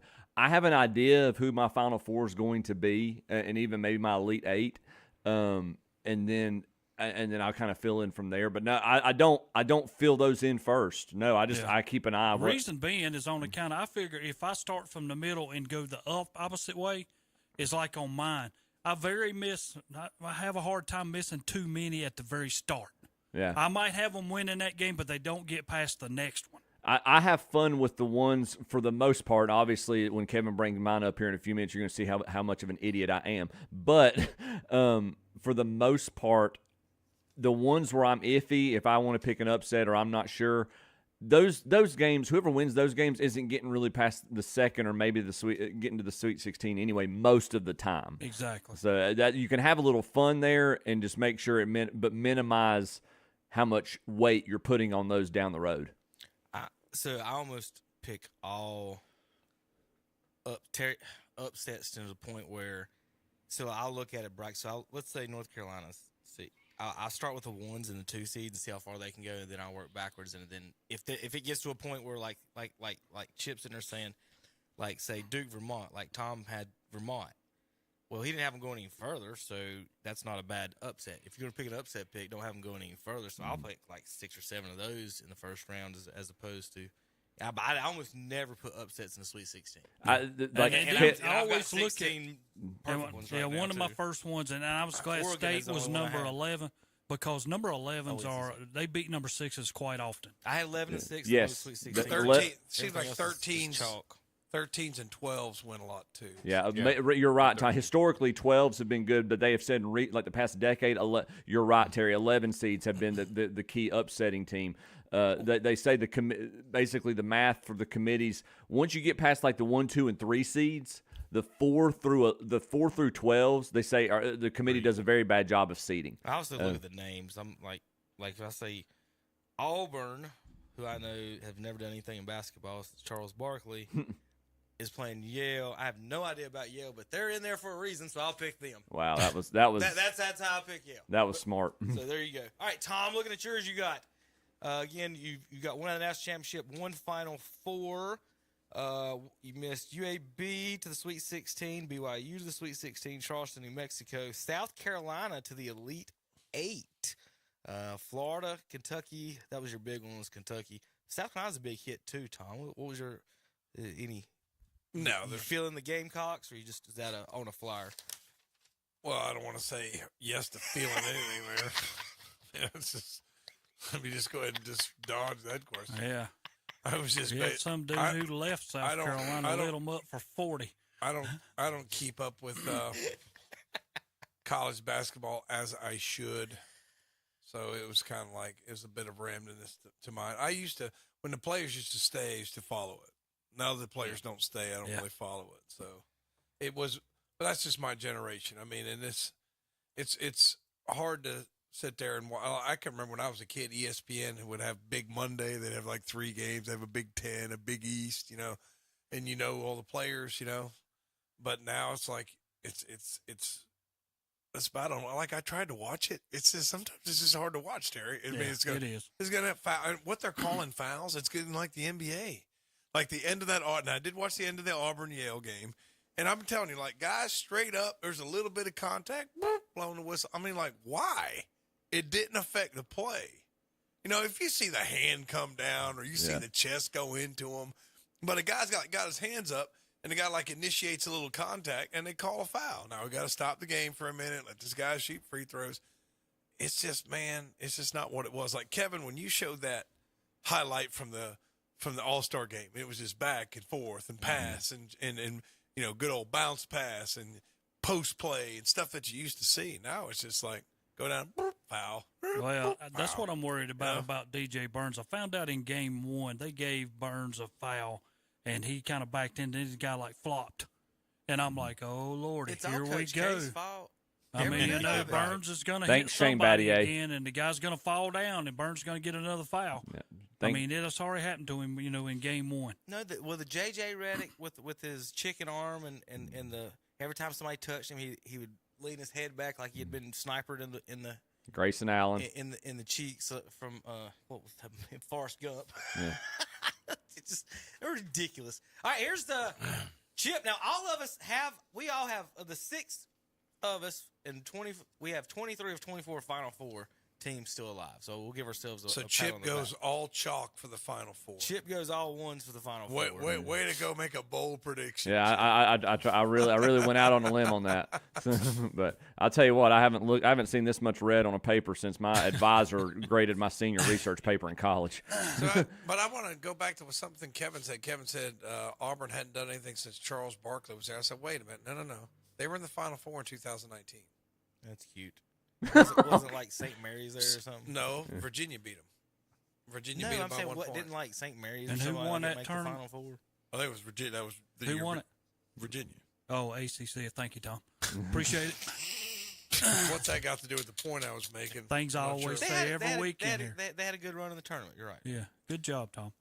But, you guys just say things. They hadn't done anything in 30 years. Well, actually, they have. It's okay. They don't like having their points refuted. They get mad about that. You're wrong. You're always complaining. Yeah, SEC, man, anyway. What year was that, Tom? 2019. Pre-COVID. Auburn Tigers basketball. Let's look up how great this team was. Tom, to a point while they were. Yeah, they were. Had a good season. Yeah, they was pretty good. They had one guard. I can't remember his name. I was about to say, name me a player on the team. Anyone in the building. Charles Barkley Jr.? No, I told you I don't follow it that closely. This is terrible. Yeah, I don't know.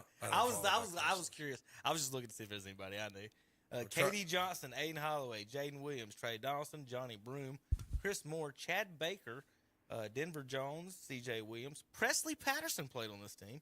Carter Sobera, Blake Mushalak. Now Blake, Reed, Presley, and Carter look exactly like you think they would. There's Liar. A guy named Liar. They named their child Liar. Not a bad name because they were born that way. I don't know these people. Bruce Pearl was the coach there, Tom. Yeah. Was that after he he still is? So I guess that was after the hot dog incident in Tennessee. Cook some guys some hot dogs. Didn't C.J. Williams go to USC to be quarterback? Is that the same guy? Oh, no, it's not. Yeah, that's where he got suspended because Aaron Kraft, who ended up going to Ohio State, went to Bruce Pearl's cookout, and he tells him at the thing, "You're probably not supposed to be here." I was like, what? It's like, but that's just, I'm just saying they have done something since Charles Barkley. 13, Chip, you missed in the first round. You're welcome.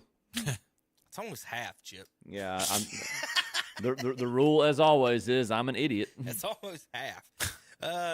Your best one was the Midwest. You got If 6. Purdue wins it, though, Midwest and the Chip, South, you're going to got look pretty 6. good.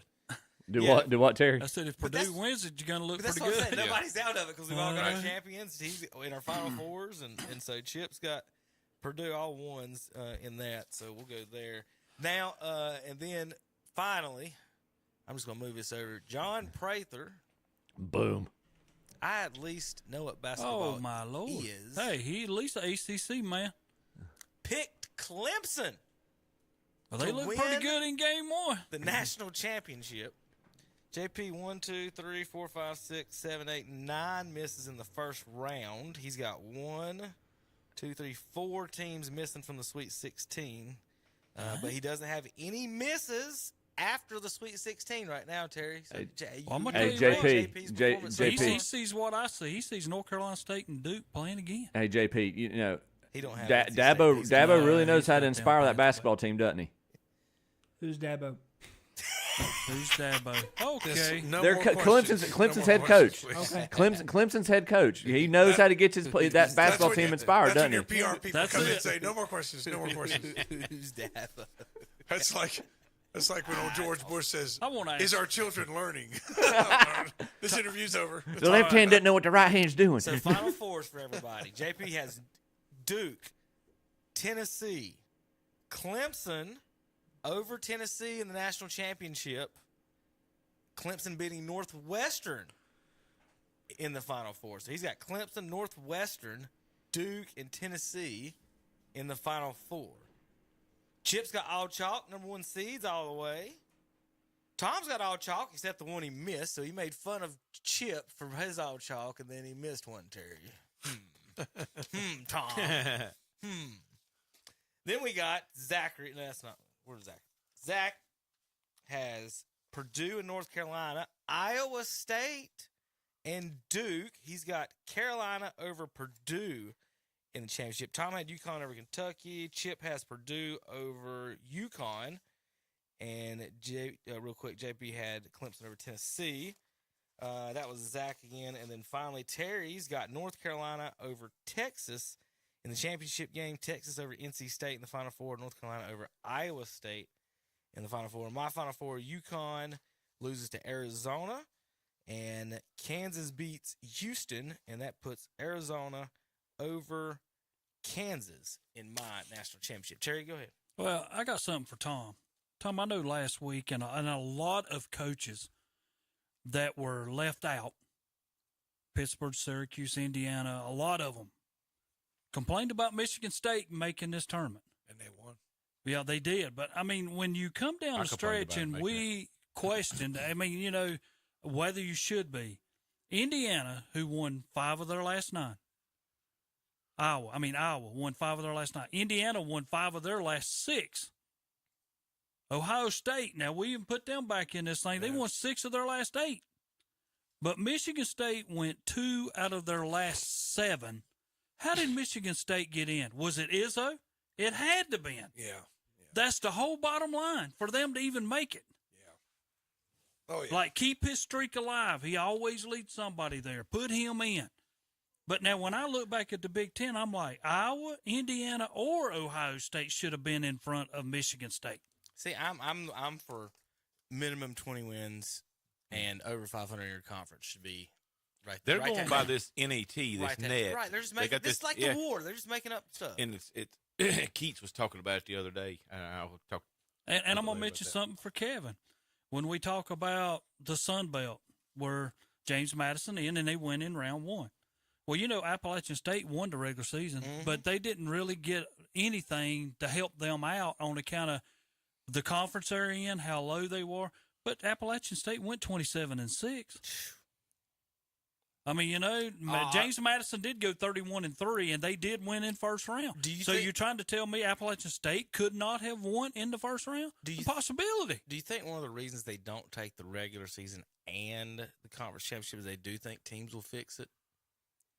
To know that, to make sure they're going to have two? Right, to make sure. Yeah, that's a good question. Because, I mean, I don't want – I'll be the first one to accuse them of it, but again – you want the regular season to be in, but you can't say that they wouldn't do that. That the teams wouldn't do that anyway, unless you just get. I don't know. Well, Wagner, every conference automatically gets at least two, and then just leave it. I guess that's where you come down to where your conference tournaments mean so much in them little conferences. Because Wagner finished sixth. Now it's not the NCAA, in their conference. It's not the NCAA's but then they won their tournament. Terry, it's not the NCAA's rule that it's the conference tournament. Each conference determines. Yeah. So if the conference wants to make it the regular season champion, they can. It's not the NCAA's rule, but every conference does the tournament champion. And then Indiana State did not make it. They went 28-6, number one. Their rank was number 29. They didn't even make it in. But then when they got to the NIT, they blew somebody out in the first round. I don't have a problem making it the championship being the way that you get in, because you would use your regular season to seed you in that championship. So I don't think because teams get better. I see Kevin's point though, Zach. I kind of agree with both, because you win the tournament, you're the hottest team at the moment, which is something to be said for that, but also cumulatively to show the consistency over regular season. I think that's underrated in today's college basketball. Maybe they can negotiate two teams in every conference at least. I don't know. Would probably be the best solution of that. The conference champions getting in need to get in. My God, make it 120 something teams. Well, when do you expand it? We keep on expanding. That's what I said. Why don't we just do it? Back in the, and I'm gonna put it to you like this: when the NCAA first started, real quick, 20 wins. Over 500. And you're in. And no conference can have more than 5 teams. Ooh, what if you're in the ACC and you got 7 or 8? Well, the ACC had 8. Tough. With 20 wins. Tough. You can only have 5 teams from a conference. If you can't finish and win your conference tournament or finish top 5 in your conference, how can you make a case to me that you deserve to play for the national championship? Okay, then what if you have let's take this year, and I'm going to mention this, Chip. Yeah. Where North Carolina State did not have 20 wins until they won the tournament. You're in. Yeah, you they won. You so now I'm going to have to drop somebody. Well, you did anyway. Somebody didn't make it. Who didn't make it in ACC because State did? Nobody didn't make it because of NC State. Pitt both. Pitt was probably the one that really it had been down to Pittsburgh, Syracuse, or somebody would have been left out. If NC State wouldn't have won a game in the tournament, would Pitt would have been in the tournament? No. Yes or no? No. They had like 23 wins. Yeah, though. I don't know. They were the first team out. Yeah, I think State took their spot. I don't know. But my point is that I just don't think if you can't be in the top 5, what's your argument? What if we didn't win the tournament? What if you've got like a 5-way tie for third though? I don't care what your. You could do that, and then who got farther in the championship round?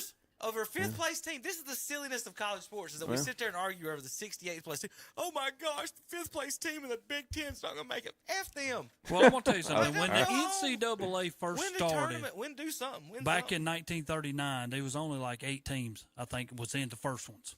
And then it expanded. But when you got to the 50s and 60s, it went from 25, 23, 22, 25, 22, 24. It jumped around so much every year. I couldn't figure out when I was looking at that, like, well, how in the world did they determine how many teams were in this thing? What made an extra team this year, and then the next year you drop back 3 teams? It might have just been conference champions. It might have been something. I mean, it jumped around. All right, but so since 1997, no team has won a national championship west of Texas. You know who that championship team was in 97, though?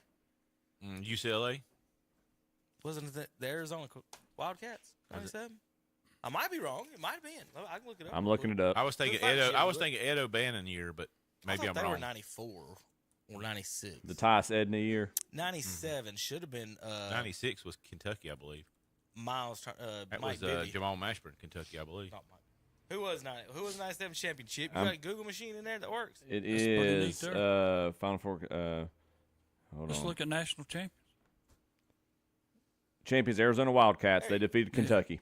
There you go. So what I was going to say, Minnesota and Carolina were in the Final Four. All of our picks fit that, except I've got Arizona, which was the last one to do it. So we're all still in the. I'm going to count that as the bubble for that line right there. Just move the line over just a little bit. All right, guys, we'll be back in a minute. We've got baseball, NBA, NFL, NASCAR, and golf all to squeeze in. We're going to make it quick as we can as we get through it. We'll be back. KDCBroadcast.com. Kligerman down on the low side. It's going to be Love on the high side. Love by 3 feet at the start-finish line. Brian Truex is out of gas and up into the wall at turns 3 and 4. Jesse Love has already lost the lead. Guess who is the new race leader? His teammate Austin Hill. Justin Allgaier, does he have enough to bring it home with a lap and a half to go? It's the Focused Health 250 from Circuit of the Americas. Saturday, March 23rd at 4:30. On Carolina Country WCSL, 92.9 FM, 1590 AM, and online at KDCBroadcasting.com. Spring is sprung at Campers Inn RV in Kings Mountain, and there's nothing but fun and adventure lying ahead with a new RV from Campers Inn. See our beautiful land with your dream RV from Campers Inn. Now's the perfect time to turn your RV dreams into reality. But these great deals won't last long. Discover the freedom of the open road today with the new RV from Campers Inn RV, Kings Mountain, Highway 161 South at I-85 at 615 Broadview Drive. Online at campersinn.com/Kings-Mountain. See Campers Inn today. The Lincoln Country Club has been challenging golfers since 1946 with tree-lined fairways, ponds, creeks, and sand bunkers. Select from 4 sets of tees to play from. Give them a call at 704-735-1382. Again, 704-735-1382. The Lincoln Country Club, 2052 Country Club Road in Lincoln. Visit their website at golflcc.com. You can book your tee times online at the Glen Oaks Golf Course in Maiden. Just go online at glenoaksgolf.com. Pick out your tee time and book it. Check out their pro shop, snack bar, driving range, and banquet hall. And memberships are available. For more information, call 828-428-2451. Or again, go online at glenoaksgolf.com and like them on Facebook too. Simply put, Classic Ford Lincoln in Shelby is this area's truck store. And it's Truck Month at Classic Ford Lincoln. Right now, you can get up to $8,000 off all new trucks or get 1.9% APR financing for 72 months. Come in and see dealer for details. When you think of trucks, think of Classic Ford Lincoln in Shelby with over 100 trucks available. See Classic Ford Lincoln, 1775 East Dixon Boulevard in Shelby. Online at classicfordofshelby.com. Have fun in the sun this spring and summer with a recreational vehicle loan from Carolina Federal Credit Union in Cherryville with rates as low as 5.99% annual percentage rate. This loan includes campers, boats, ATVs, motorcycles, and even tractors. Come in and apply now, but hurry, limited time offer. Again, recreational vehicle loans with rates as low as 5.99% annual percentage rate at Carolina Federal Credit Union, 1200 East Church Street in Cherryville. Online at carolinafcu.org or call 704-435-0186. Rates and terms are based on the evaluation of credit. And we're back on Saturday Morning Sports Talk with Kevin and the gang. All right, welcome back to the broadcast. JP, real quick, I got 2 college points to make real quick. I can't believe I didn't get to make. U5, and I know if I may regret this when I do this, but I don't care if I do. I'm going to go out on this limb. You 5 dodos looked at this sheet, have listened to me all year, talk about the Pac-12 Player of the Year. And after being run out of town, well, what's it called, Tom, when they run them, they get them out of when the Romans throw them out of town? Ostracized. There's an official word for them. Ostracized is the word I would. Anyway, excommunicated. Persona non grata. There, you're getting closer to Chip. Anyway, exiled. There you go. Boom. There you go. Look at that. Our bracket Our leader. English teacher in there. All right, exiled. He was exiled to Arizona, wins the championship, and y'all 5 don't listen to a word I say about this, and all 5 of y'all picked North Carolina to beat this dude. Y'all do know. Why y'all do know that this would be the most revenge. He's either scoring 45 and destroying North Carolina like he did Coach K, or he's going to go 1 for 45 and Carolina's going to win by 20. But it is going to be as entertaining.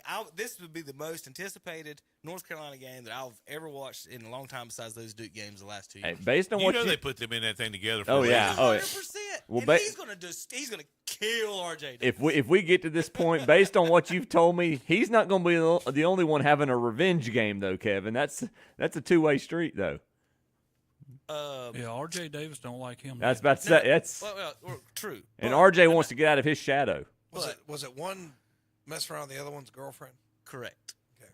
The one in Arizona is the one that was exiled, and I would just put it this way.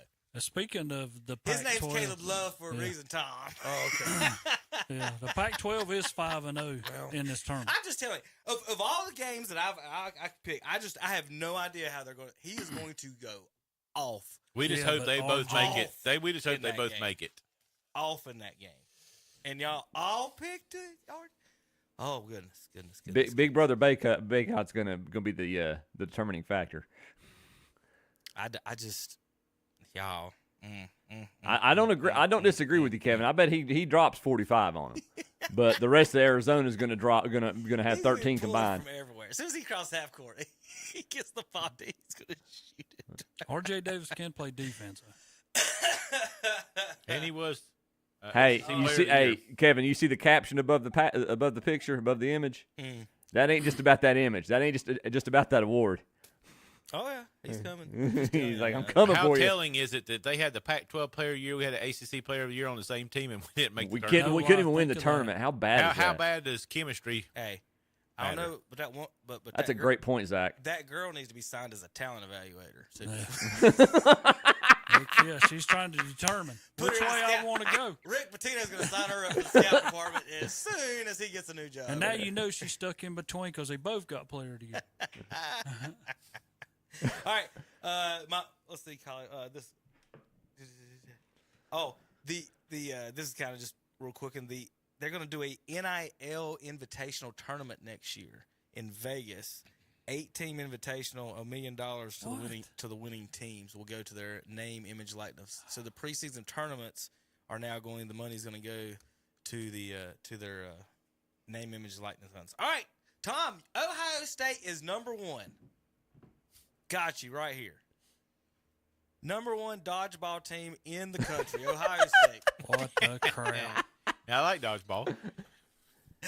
Can't dribble a basketball in Ohio. Make sure you can throw one at somebody. It's a bold move, Cotton. The whole list is Ohio, Tom. Look. I was trying to make that point. The whole list. But you guys won't be quiet. The top 5, Ohio State, Cincinnati, and Ohio. And then you have 2 Michigan teams, Grand Valley State's in Michigan as well. Akron, Kent State.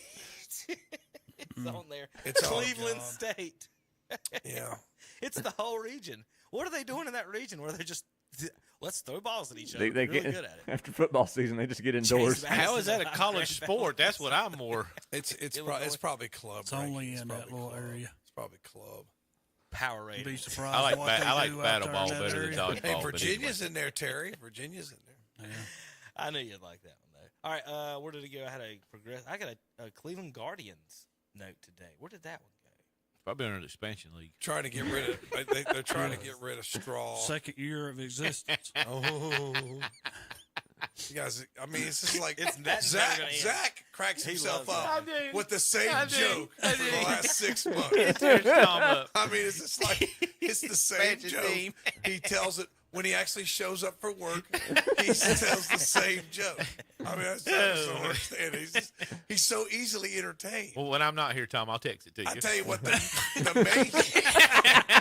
Mayhew entertainment budget has got to be low because it's probably just dad sitting around telling himself jokes to make himself laugh. Just rocking that Ultimate Warrior hoodie, That's man. right. MLB has been around for 148 years. There's been over 23,000 players. That's it, 23,000. If you put them all in the smallest stadium in the Major League Baseball, which is the Indians Progressive Field at 34,000 people, you'd still have 11,000 empty seats in the stadium. It's about normal for a Guardians game anyway, isn't it?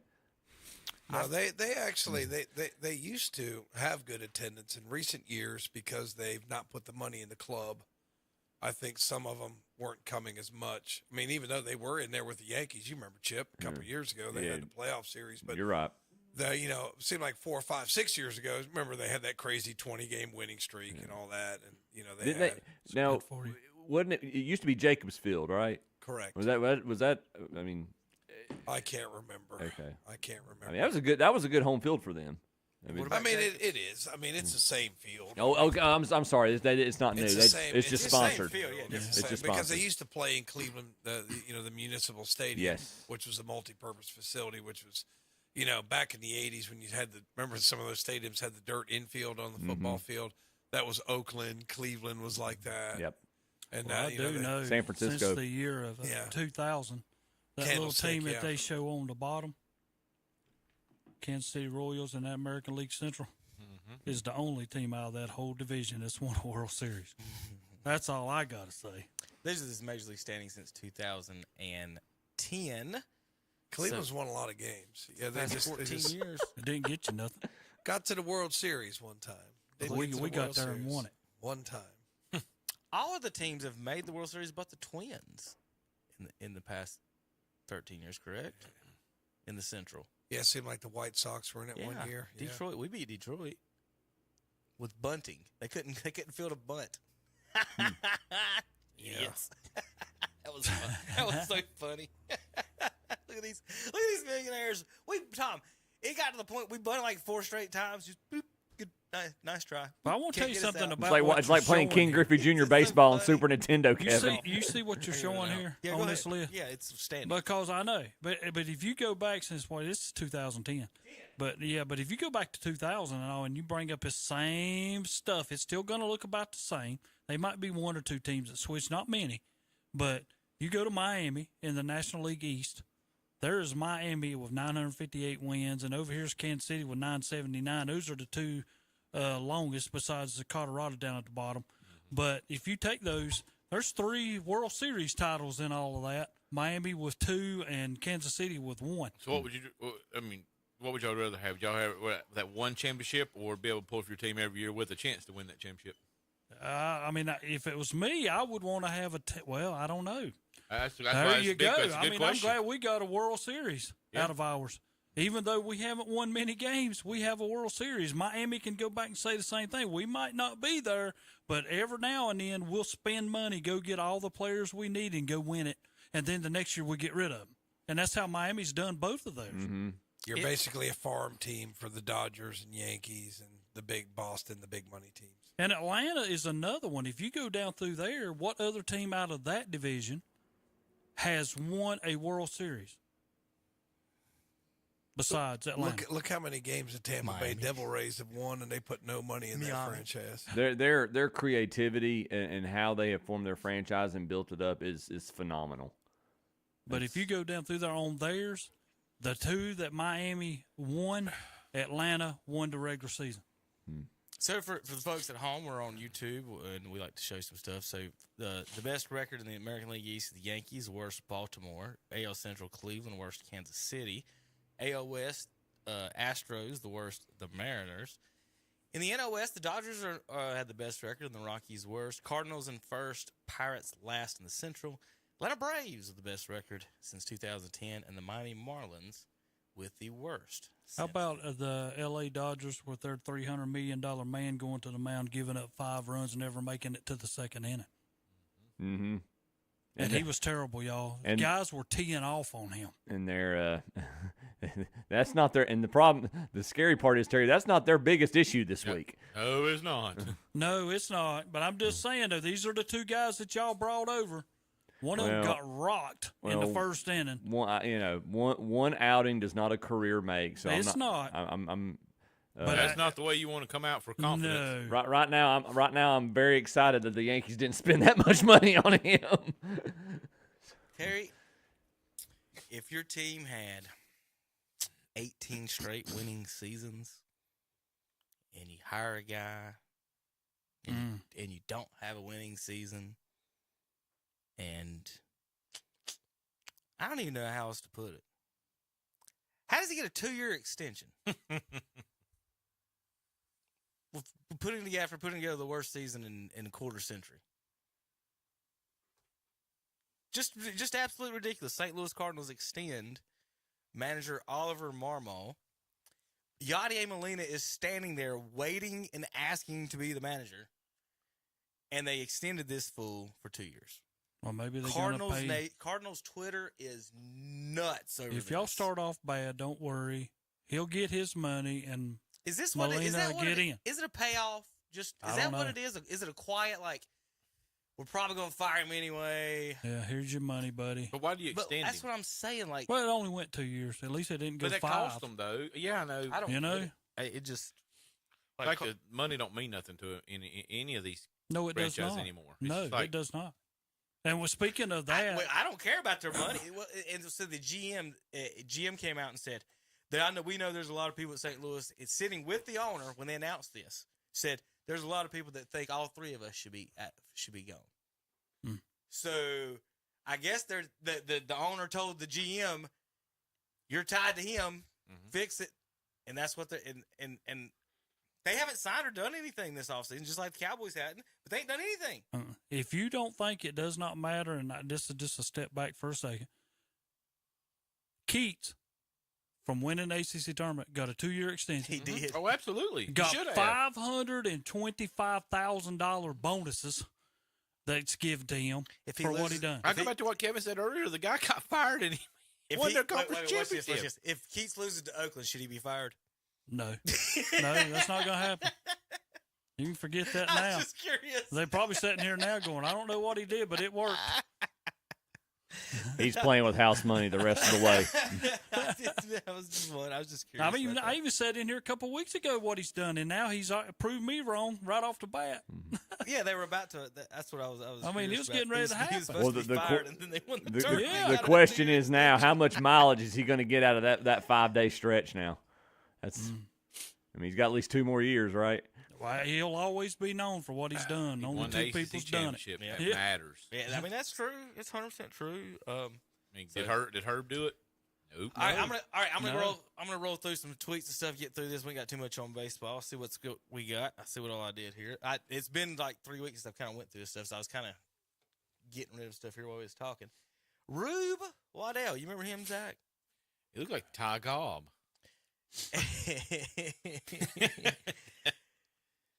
He retired more batters beyond the 19th inning.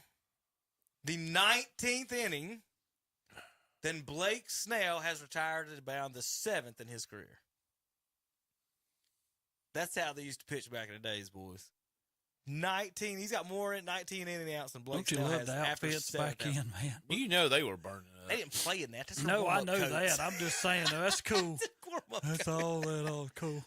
How about this when Bob Gibson pitched more complete games, 255, than he had wins at 251. Blake Snell is a 2-time Cy Young winner in 8 seasons. He's never pitched a complete game or a shutout, Terry. It goes back to the never same pitched thing. a single shutout or a complete game. It goes back to the same thing we're seeing in NBA basketball where they don't want to play tomorrow. That's true. Yes. Is it not? Yeah. Is that not what they're doing? And then NC State wins 5 straight days in a row. Yes. Just stupid. All right, here's your. This one is. I appreciate y'all mentioning that, though. There's your war effect of. Oh, here we go. Trout is up 25 on Frank Thomas, and Frank Thomas has more everything. Yeah, it's weird, isn't it? Yeah. If you got more stolen bases and walks, your war. Oh, wait a minute. He has one more home run than him. That was through a certain number of games, like 1,170 games. It wasn't like his whole career, but yeah, through that. That's it's an equal amount. Wonder if Frank Thomas was on Nugenics back then. My favorite line in that commercial is, "She'll like it too." Hey, yeah, that's here you go. NC State has more wins at the Washington Wizards Arena than the Wizards had this year, Tom. Oh my God! I'm NC gonna tell you State, what. 5 wins, Washington Wizards. Heck yeah. 4. What about that? And do you know? And I'm gonna tell you something about that arena. That arena come around in existence, and I won't say it was 19. Oh God, it's 89 or 99. But they've had 3 different names for that arena. Every time the ACC has went there, the name has been changed. Different. It's all been different. Tom, you ever had a dog tell you made a bad call umpiring? Yeah. Like a dog? Yeah, they bring him to the adult league. So they got this dog fetches the bats, right? So he thinks the umpire missed a call here, Terry. He come to get the bat. And the batter's like, no, it wasn't. No, it wasn't. No, it wasn't. Here it is. Batter thinks it's a ball. Umpire calls a strike. Batter's like, whoop, let's pick my bat back up. Nope, dog. He wants his bat. That's got to be a AAA game. Yeah, AAA. Like, hey, buddy, dog's like, he what the won't heck give me you the doing, bat, man? man. Tell you Bring get the bat. You laid it down. That's my bat. I saw a ball. That's funny. That's funny. Oh, but you know, Terry, you do some umpiring too. Don't you hate guys that don't wait for the call? Just wait. Oh, for the call. yeah. Just wait for the call. I had one. Makes me want to call it the other way. I had no a matter game what they do. like the pitch came in and the kid just took we off don't. down. He was almost to the 45-foot line, and I was like, rung him up, and then he. It's like, what? If you're so sure it's a ball, why are you running down the baseline? Yeah. Why are you running? Why don't you just? Now that guy, I guess that pitch must have been outside because he like didn't run. He just like casually puts the bat down. I mean, I could tell he thought it was a ball, but just wait for the call. Just wait for the call. We might have missed it. Yeah, we know we might have missed it. Just wait for the call. Because then it like, or when they flick the bat, you know, and then they have to go get it. It's like, what are you doing, man? Just. And then here comes their coach. Oh, Lordy. Oh, he knew it. He knew it. Even the catcher knew it. You know, when they do it, even the catcher knew it. Cardinals, Lance Lynn ejected during the game, and then he goes down the bullpen to warm up to throw in the bullpen, and the umpires have to come down there and eject him from the bullpen and tell him he's got to go to the locker room. Why? What did he do? I don't know. Looked like he was already ejected. They didn't want him on the field. Looked like he ate too many hot dogs. He got ejected on the mound, and then when he got out, he just walked out of the bullpen to throw a session, and they told him he couldn't do that and made him go to the dugout. This is a spring game? Yeah. I didn't know if there was a specific reason for How do you that get time. thrown out of a spring game? I don't know what he said. Think about it. Like, Pitching. What does it mean at that time? Because Angel Hernandez was the umpire. That's why. Here's some beautiful college baseball backdrops. Yeah, you showed this last week. BYU app. I don't even know what these two right here on the ocean were, but those are pretty cool. Yeah. There's Tom's dodgeball rankings. I can skip over that one.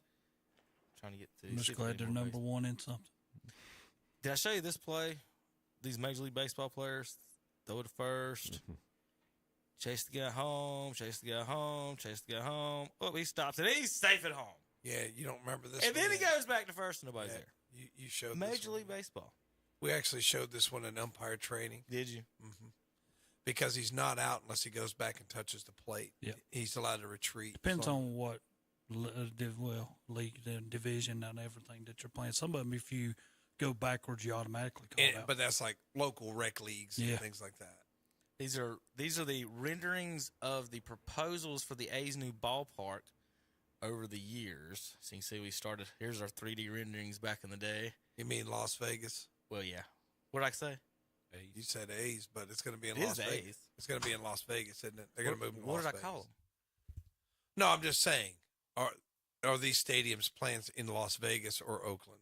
Las Vegas, right? These were all Oakland plans until I see the water. These are all Oakland plans with the water. And then this is your Vegas plans. They're going to put a giant, basically green screen where they can project whatever they want to. So there's your Vegas baseball Oakland A's giant. Looks like Toronto Skydome a little bit, and Sydney Opera House had a baby. If anybody knows anything about either one of those, that's all I got on that. So is that a done deal yet? No. Okay. Yes, but no.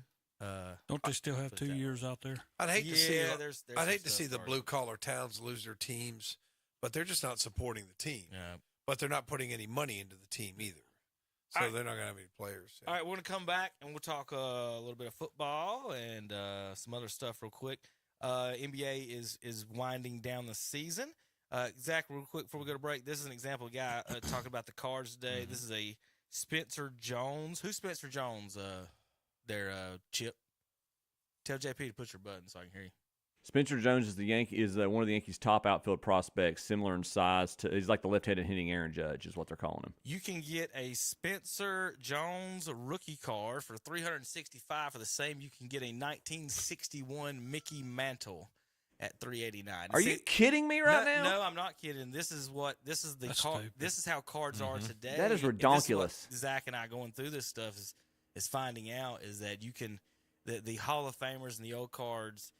that they are worth something, but you can pull out a new card of a guy who's never played, never done anything. I'm sorry. And they're worth more than the same. Let me have the Mickey Mouse on. I'll yes, be happy. sir. That's what this guy was tweeting That's about. what I'm Which saying. would you rather spend your $375 on? But the Is kids the today, kids today are going to buy the Spencer Jones. Let them Exactly go. right. I'll take that one. Yeah, We'll be back in a Mickey few minutes. Mouse. KDCBroadcasting.com. Hi, I'm Skylar Rambo Cheney, driver of the number 17 NASCAR Weekly Series late model stock car. When I need quality services, I shop with Hendricks Honda of Hickory, Bug Busters, Country Town and Tire, Farm Bureau Insurance with Marvin Melton, Doug's Fleet and Auto Glass, and ProMotion Motor Company. Support your local businesses, and I'll see you at the track this year. ProMotion Motors, celebrating 25 years in business at 2527 East Main Street in Lincoln. Online at promotionmotors.com and like them on Facebook too. What's up, Doc? The Bunny with the Money is back this year with a $1,000 spring shopping spree. Register today at one of our participating area merchants, including Jill's Uniforms on Highway 74 Bypass East in Shelby, at Victoria Stevens on West Warren Street in Uptown Shelby, at Carfair Auto Sales on the Bessemer City Road in Gastonia, at Mutsy's on Highway 150 Bypass in Lincoln, at LDP Farms on Highway 18 North in Bellwood, at Noble Artistry on East Main Street downtown Cherryville, at All Care Insurance on West Dixon Boulevard in Shelby, at Ronaldo Kia, Highway 74 East in Shelby, at Ben's Bargains and More, Highway 74 Bypass East in Shelby, at Dapper Dan's on Paul Beam Road in Cherryville, and at Carpet One Interiors on East Ozark Avenue in Gastonia. The drawing will be Friday, April 19th, so register today. You could win a $1,000 spring shopping spree from KTC Broadcasting, WOHS, and WCSL, and whatsupshopper.com.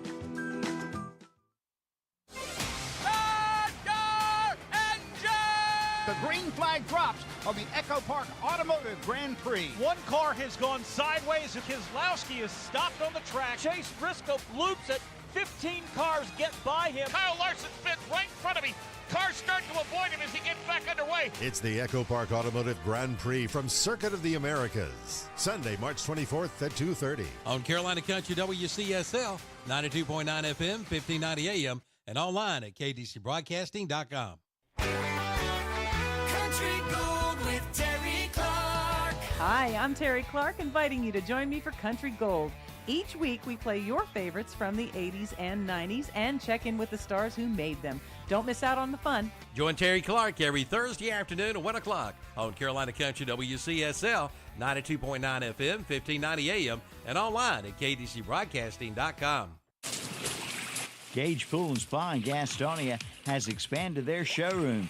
They now carry saunas, spas, and cantilever umbrellas. They install in-ground and above-ground swimming pools. Come in now and get your free estimate, and financing is available with approved credit. For backyard fun, see Gage Pool and Spa, 3025 Union Road in Gastonia in the Food Line Plaza. Call 704-861-8311. And now they're open 10 a.m. till 6 p.m. Monday through Friday, 10 a.m. till 4 p.m. on Saturday. That's Gage Pool and Spa. Sure, you'd like a new home, but don't want all the hassle of shopping around, finding land, and eventually building it. Clayton Homes in Shelby is good news for you. They have ready-to-move-into homes available, turnkey, ready to go.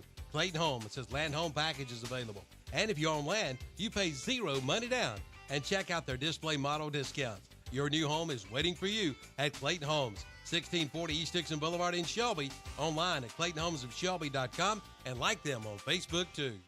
Tune in for Down Home with Milton Baker, Monday through Friday from 9 to 11 o'clock on Carolina Country WCSL, 92.9 FM, 1590 AM, and online at KDCBroadcasting.com. And we're back on Saturday More Sports Talk with Kevin and the gang. Is that all you got, JP? Why can't I hear JP? He didn't even have this button on when he did it either, so he didn't have anything. All right, welcome back to the show. Kevin Hastings, Zach Mayhew, Terry Reinhardt, Thompson, Funny, Chip Carter, and JP. Here is highlights of Jason Williams and Randy Moss. Oh, yeah, I've seen this. Dunking on folks in college. And Jason Williams, though, the flashy passer, if y'all remember that. And then, of course, Randy's going to be the one dunking in all these highlights. But I think this is a DuPont High School. Yeah, Randy Moss didn't play college basketball. Yeah. And they got beat in this championship game by like 4 points, and they were talking about how. What do you think the guys on the other team talk about this every damn day that we beat Jason Williams and Randy Moss in the state championship game here? Randy went to Marshall and where else in college? Marshall, and he originally was going to go to Notre Dame. Was that the one that was going? I know he had originally was supposed to go somewhere else and ended up at the Thundering Herd. He's supposed to go to Notre Dame. I don't think he ever was a student. And who passed him up in the draft? Wasn't it Florida State too? 15 teams. Yeah, might have been Florida. We State. didn't need him. I want to say he was an average player. Then. He was an average player. I don't know if y'all saw the murder this week in the I NBA. did. It was ridiculous. And then but Michael Jordan's son messed up his finger. Yeah. Jumped over John Collins, and oh my goodness, whoo! Gracious. It's pretty bad when you got another man's private parts on your head. That's Anthony Edwards with the big dunk. Who was the guy from L.A. that got dunked on? By Edwards too? No, I don't think I saw that one this week, Terry. I did see that one. Yeah. And we talking about? Well, never mind. Go NBA, ahead. go ahead. Yeah, it's all right. All right, in the NBA standings right now, Boston is the only team in the East that's clinched a spot. Detroit and Washington have been eliminated, but guess what? Guess what, Hornets fans? You're still alive. Saying there's a chance. They are not mathematically eliminated. They're not mathematically 13 eliminated. games out of the play-in, guys. LaMelo Ball quit playing like 6 weeks ago. So there you go. So there's your Charlotte Hornets looking for another top draft pick. Milwaukee's in second, Cavs third, Magic fourth, Knicks fifth, Indiana sixth. Play-in games right now: Miami at 7, Philadelphia 8, Bulls and Hawks 9 and look at the West, 10. too. This is what's funny. Look at your Log play-in jam, games. man. No, look at your play-in games. Oh. You've got the 3 biggest stars the past 10 to 20 years all in the play-in in the West right now with Kevin Durant, LeBron James, and Steph Curry.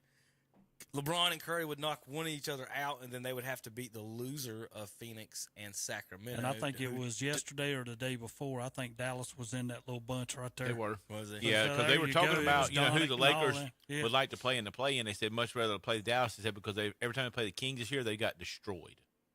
They don't want to play Dallas. I mean, I agree with you. I'm just saying, like, what they matched up with head-to-head this year is what they were saying. LeBron, that's who LeBron don't want to play because he's going to have to play defense. Kyrie too. But. Sabonis, though, is I think he's got leading the NBA.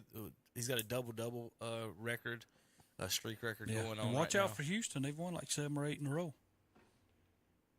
Yeah, they were the ones that was they were talking about them maybe overtaking Golden State or Los Angeles. I hope Los Angeles don't make the play. Well, That would two be games awesome. behind Golden State right now. Yeah. Oklahoma City's number 1, Denver is 2, Minnesota's 3, Clippers 4, Pelicans 5, 6 Dallas. The West is just competitive as I'll get out there with those teams. Out west, said Hornets, they got a chance to get in. Not much of one there. I don't know what type of math they're doing, but they're 13 games out of the 10 spot, Terry, with only 13 to go. So there's your math. And we'll wind up getting the tomorrow. They will not be part of the playoff discussion. We'll wind up getting the 7th pick in next year's draft and have nobody. I didn't even look at no draft boards. I don't know anything about that. Terry, any NBA news and notes that we need to get to? Tom, your Cavaliers lost again last night, but they've had some injuries. Didn't look like Donovan Mitchell played. He's been battling some injuries. One need to get Mobley back. Need to get healthy. I mean, if you drop down to 4th or 5th, you're okay. Main thing is you want to be full strength at playoff time. You got to get in the tournament, as I call it, the tournament. The NBA tournament. Yeah. So we'll see what happens. But it's these guys, man. Don't trust them, man. They get a little injury, they ain't playing.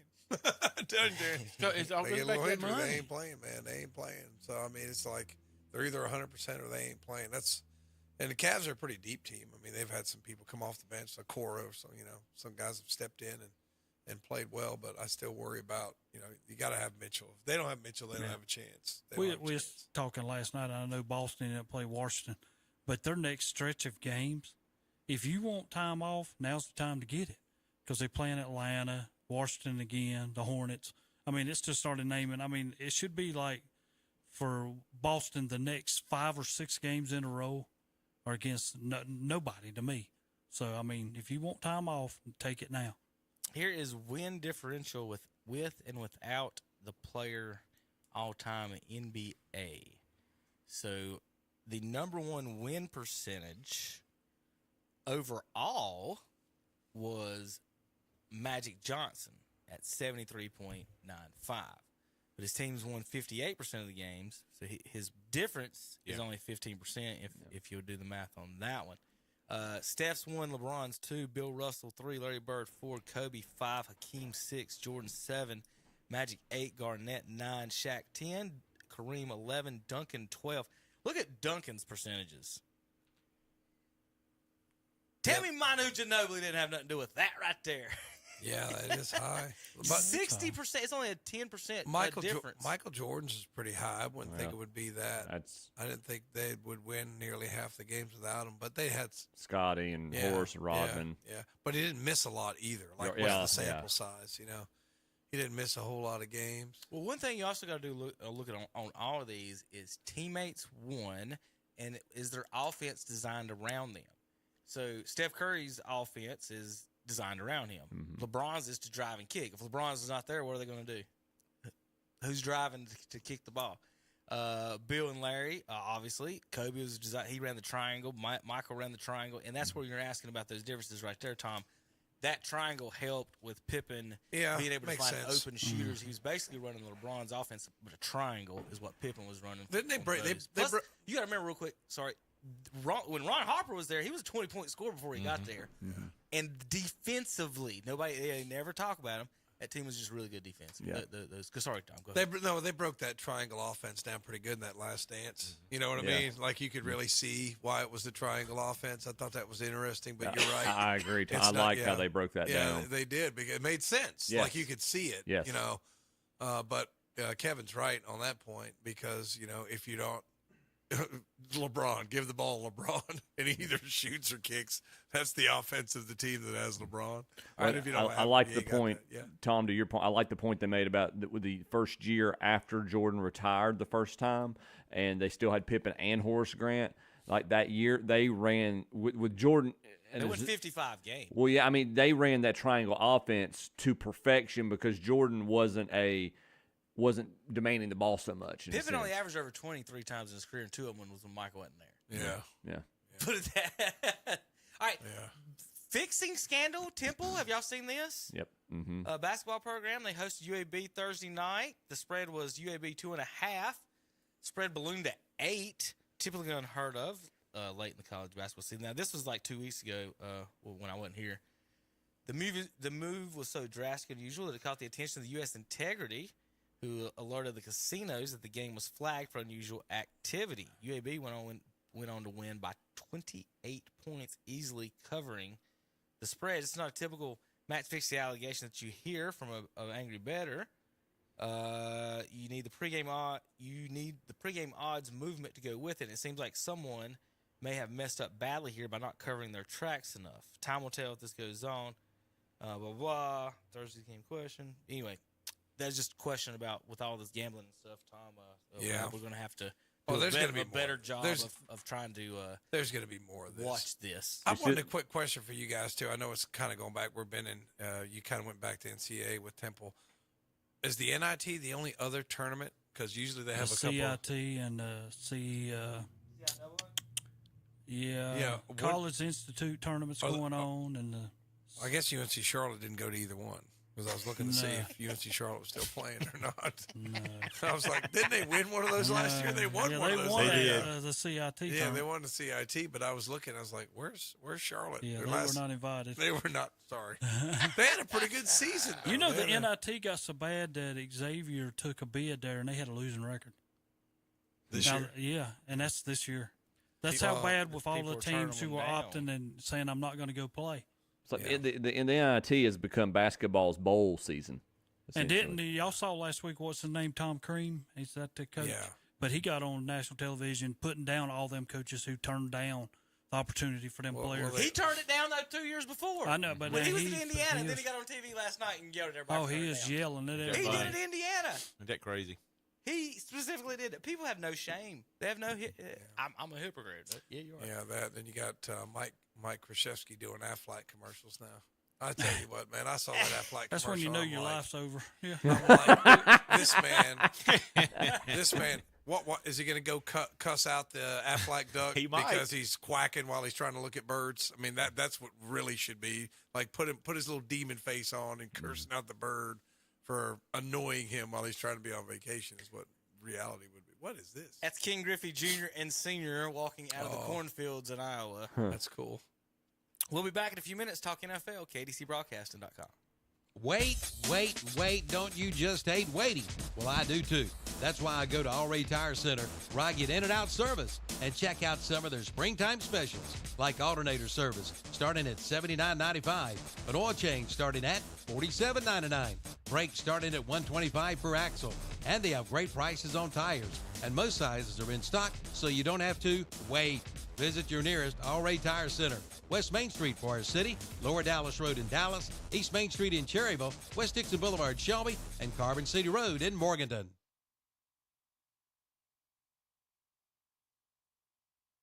Lawn mowing time is here. Time to head south and see Boyd Tire and Appliance on Main Street in Clover.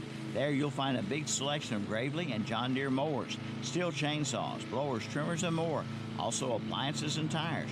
Right now get 0% financing for 36 months on a new Gravely zero-turn mower. And check out the springtime deals on John Deere tractors and zero-turn mowers at Boyd's Tire and Appliance, 110 North Main Street in Clover. Online at BoydTireandAppliance.com and see their page at WhatsUpShopper.com.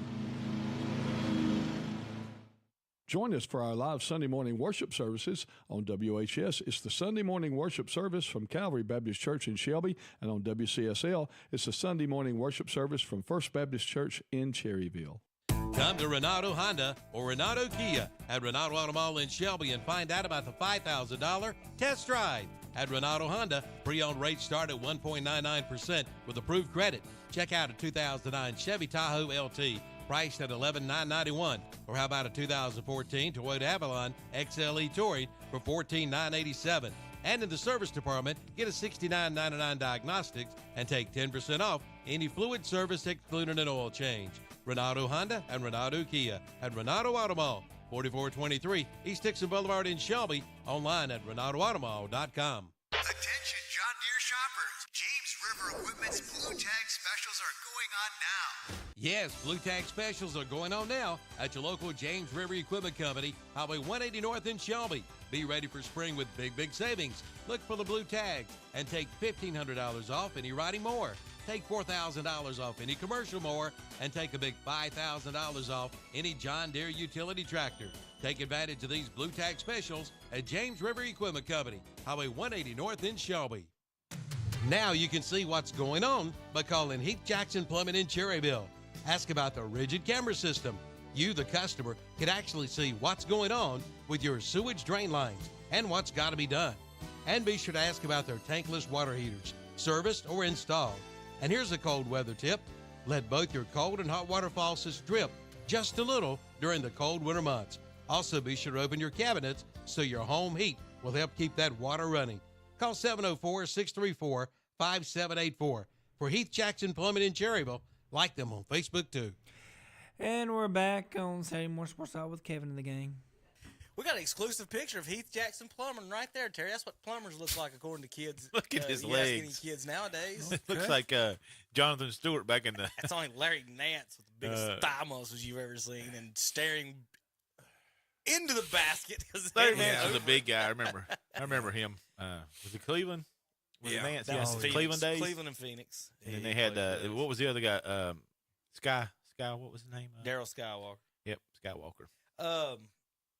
So real quick, it just come out, and we talked about it for years.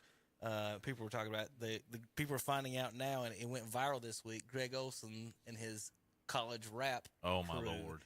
So I guess he's not getting Man of the Year this year. Well, they were talking about broadcasting. Somebody finally brought it up, and they went across the board on that, and it's been all across the Twitter feed and everything. And I brought up what now? his old Miami days his rap video. music lyrics that he did with the Seventh Floor Crew. You have to watch that on the. But that was like 20-some Yeah, years ago. when he's in college. But what I'm We saying all is that probably. they brought it up finally after his career's over, and they're doing something else. It just happened to hit big this week on TikTok, and they even showed it on SportsCenter or something. Kevin talked about it for years. And he lost his number one slot to Tom Brady, which will be I won't be watching. I'll be having the TV muted. I thought he's on. Olsen did a great job. Tom Sure might, you- he might be horrible at it. No, I think Olsen understands the game. That's what I Yeah, like. I agree. That's why I like Tom Brady won't. when you have Tom. Well, Tom Brady's a cheater. Well, hey, I'd rather have like Tony Romo really understands the game and he gets into it. And I like Tony Romo's color commentary. I know they were on him for a year saying he wasn't prepared. Whatever. Well, I think he does a good job. I think Olsen did.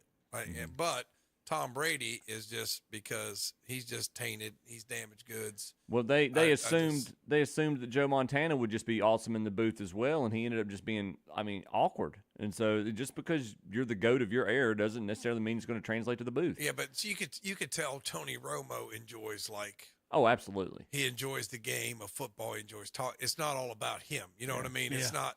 He's not talking about what he did when he played every other word either. And you know Tom And Brady's I going to liked do him that. when he did it. He daggum explained what he was looking at Right. and what they're showing. This is what I see. But it's as a funny. quarterback. But he'll just you'll be watching the game. He goes, "Oh man, here comes number 30. Watch him. He's gonna blitz. He's gonna blitz." And sure enough, he does. Like every single time, he knows what people are gonna do. Chris Collinsworth is underrated for that. I think Collinsworth does a very good job of calling a game and predicting what happens. He's just a little dry.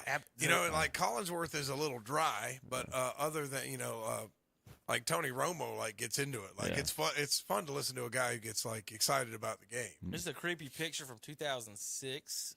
Hurricanes mourning the murder of teammate Brian Pata. Number 38 there on the left's the one that did it. Really? Yep. Wow. Rayshon Jones killed his teammate, and they're sitting there and That's eerie. memorialized him on the field, and had the killer is sitting right. So he was on his team. He killed his teammate. Yes. Why? I don't know. Okay. Well, I thought if you brought it up, you'd know why. I don't know. That's still funny, though. You're right there with them. That's a disturbing. Yeah, Like, Kevin, that's a that's a disturbing Everybody in photograph. that picture were probably like. But it's kind of like this. Why does the killer kill? Because killing doesn't bother him. You can tell right there. Yeah. That don't bother me to come and do this with you. Yep. Deshaun Watson might have a $63 million cap hit, but we're glad you ain't paying Kyler Murray $51 million or Daniel Jones $47 million, Tommy. Gracious, good gosh. I I am so ready to for his contract to expire and move on. And I know, I understood why. Okay, well, I don't think you It can don't have. look that bad compared to those. Though, You can does it? have, Joe Flacco's shadow over. I mean, I think it might cause more problems than it solves unless you're ready to cut ties with Watson, which you cannot. People have to understand you don't want to be in a Russell Wilson situation. But at the same time, why'd you go ahead and get Jameis Winston and pay him $8 million? Why are we paying all these it's- quarterbacks all this money anyway? Kirk Cousins goes to Atlanta for mega He millions got way more of than they dollars. thought. But they the would thing get. that bothers me is Atlanta was one of the first ones to give a quarterback over $30 million a year when they brought up Matt Ryan. And he had a losing record. Kirk Cousins is now heading to Atlanta with another bone coaster, millions of dollars he's going to make. He's got a losing record. Why do we go get guys who have losing records to make him their franchise Terry, quarterback? there it is, $329 fully guaranteed $1 million in his career for one playoff win. Yeah, that's what I'm talking about. Yeah. Why are we doing this? It He's makes got a no good agent. sense. They played the money game and the agent game. I'm the same way with Dallas right now. I mean, here we are, free agency and stuff for them, and all I heard was, guys, we're going to make a splash. Dallas has done nothing. They've let people walk away. When Pollard come up, with the question for him was whether we was going to pay him $8 million. So we decided not to and let him go, and we could have went after Henry. But we didn't even go. Yeah, Henry, I'm talking about. But we didn't even go after him. Heck, Jacob Jones would have been good for us. But if we didn't even go after Henry, then Henry gets on national television and goes, they didn't even call me. They sure did. So he sure would did say have that. went to We Dallas sit there and if talk they'd about have it. called him. Ain't Why, that some bull why are you crap? not signing Makes no Derrick sense. Henry? I mean, I don't know what Dallas is Because plan Jerry is. They believes haven't that signed anything. the brand and what he's got, he believes in his play. That's his detriment. Player for player, we can match you now. But the problem was last year's teams had backups that could match your starters. We have no backups Tom, in Dallas would right you now. agree that that I think, or do you think Jerry Jones believes he can put a star on anyone's helmet and that makes them a better football player? Absolutely, 100%. I agree with you. All right, Zach, real quick. If you were running the Panthers and I offered you 1 year of Brian Burns, Bryce Young, DJ Johnson, and 2 fifth-round picks, would you give me Caleb Williams, Christian McCaffrey, DJ Moore, 3 first-round picks, 1 in the top 10 in the second round? That's the Panthers have given up. That's what they gave up. They gave up Caleb Williams, Christian McCaffrey, DJ Moore, or whoever quarterback you want to take in this draft. 3 first-round picks and a second for a year of Brian Burns when you went 2 and 15. Bryce Young, who some people say he's a quarterback, a lot of people don't. DJ Johnson and 2 fifth-round picks. What did we get when we traded McCaffrey to the Niners? What did we The second or third round? Golly. Are you kidding me? Then you turn around and traded that for Bryce Young. Whatever you got for McCaffrey. Good. So They nuked the franchise. It goes back to what Kevin said, and I've always said they overvalue quarterbacks. And we overvalue 2 things in the draft: quarterbacks and draft pick, the top draft pick. Which is usually a quarterback. You're right. All right, I got to get out of here in just a few moments. I'm going to get over a few fun tweets before we get out of here. This is Beach Mountain. Wow. Where not only did the sky lift stop and break and this guy stopped on it, but he stopped over a broken snowmaker line. Somebody was nice enough to film it. What's these other guys doing, like spraying stuff on so he don't freeze? No, that's spraying up the Terry. That's the line. But there's another one that's coming Yeah, too. You from see the it? side. That's the snowmaker. The one in the back is the snowmaker. That's the line to the snowmaker. Why didn't he just jump? It's not that far. That's I guess at some point he did. But this is up on Beach Mountain. I wouldn't want to be in that thing. Think of that. You wouldn't want to be in that thing, really, Terry? How'd you figure that out? All right, have you guys did we play Xavier Leggett talking the other day? Zach, listen to this country guy. You thought Randy Moss is country. This is South Randy Moss is Carolina's awesome. Xavier Leggett. Of course, the Panthers need to totally revamp the receiver room, and after the Brian Burns trade, they now have 2 of the first 10 picks in the second round. So no surprise about 10 members of the front office, coaching, and scouting staffs were in Columbia today for Gamecocks Pro Day, and they had their eyes fixed on receiver Xavier Leggett. The 6'3" Leggett provides a big target. He was 3rd-team All-American this year, and the Mullins, South Carolina native would not mind being picked up by the Panthers. That'll be great, man. I'll be right down the road. It'll be a little easier for my family to come watch me play, so that'll be great. That's just them telling me that they want me on their team, man. A lot of coaches came and hollered at me before and after this process here, man. A lot of them, man, they say they got a buzz in their facility for me, man, and I'm just ready to see where I'm going to land. Draft him today. That's a football player. He's a big dude. You see, he looked like a monster. It looks like a tight end, doesn't he? Yeah, that's what I thought he was. Draft him today. I can listen to him all day. All right, Chip, you ever seen you go to the programs, right? Oh boy. Oh. You seen this? Oh boy. Yeah, well, Chip, what's rule number 1 in golf when someone's hitting a golf ball? Get the heck out of the way. You do not. For you folks, if you go to a golf tournament, these guys are pros. Did you see was somebody hit over the crowd the other day and they just sit there and about took it in the teeth and didn't even move? Yeah. Yep. If the golfer's aimed at you, move. This is an amateur pro-am and a guy teeing off. And there's another angle of it from a guy standing behind it, but just listen.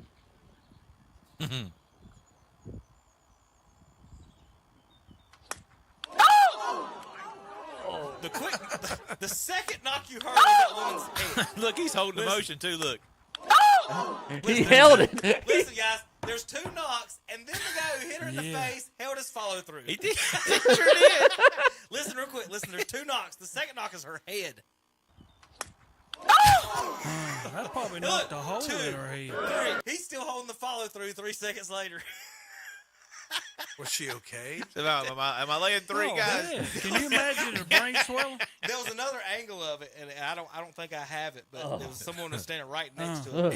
Is she okay? I'm not sure. I don't care. That's not good. You don't care. I would care. Terry, do you care if she's okay? Yeah. I do. And I hate for. I mean, I know what being hit in the head is. That'll mess you up, y'all. Yeah, we can tell, Terry. That's our. I'm gonna tell you. That's what it was. We see it every Saturday morning. Cowboys winning the championship. I got another one or two here in a second before we got to go. Terry, this is did you hear Jim Boeheim talking about you boys? Nah, okay. Did you hear this? Oh yeah. Was this the start when we played Louisville? Yeah, this is the first ACC Yeah, game. listen to this crap. I missed this. Dude, I can't believe he said all this. Baseball than anyone I know. I need for you to tell me what is this celebration right here? I don't know why anybody that's got the recent history of these guys is celebrating. That's exactly what he said. Jim Boeheim just said, I don't know. He won that since 03. Yeah, he the did. recent history of these guys should be celebrated. Now, wait a minute. He dug in deeper. Yeah. Anything except, I guess, being here. I mean, that's it. That's all I can see. Ernest Ross signaled. Those are the three goggles, Coach. Terry, y'all should have that soundbite playing when you walk in y'all's little Basketball Hall of Fame and you walk through a sensor. It should be Jim Boeheim saying you shouldn't be celebrating anything with the because ACC. the last game I was laughing at him. Okay, buddy, there you go. Listen, let's not celebrate until we win a game or two. 21 for Clark. Yeah, Boeheim, how many did you win they Coach, took with away? someone on your team, you're coaching, and Carmelo Anthony makes a big three in the corner, and one of his teammates puts on the three goggles. Is it okay? Or it's okay because we probably won 8 or 9 games in a row. Okay, that's fair. All right, that's fair. It's celebration when you're down 20, like some of those guys do in football games or whatever. You know, celebrate that. Okay. Wait until you win. That's. But I did agree with him to a point. I'm like, because I was like, it was kind of funny at the time because that was in game one, and I kind of laughed because I'm like, yeah, you're right. Well. But when it got and we won it, I was like, yeah, take that, Boeheim. Heck yeah.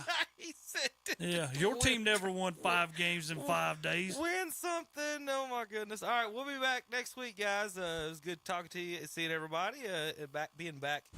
And we'll see you guys next week, KDCBroadcasting.com.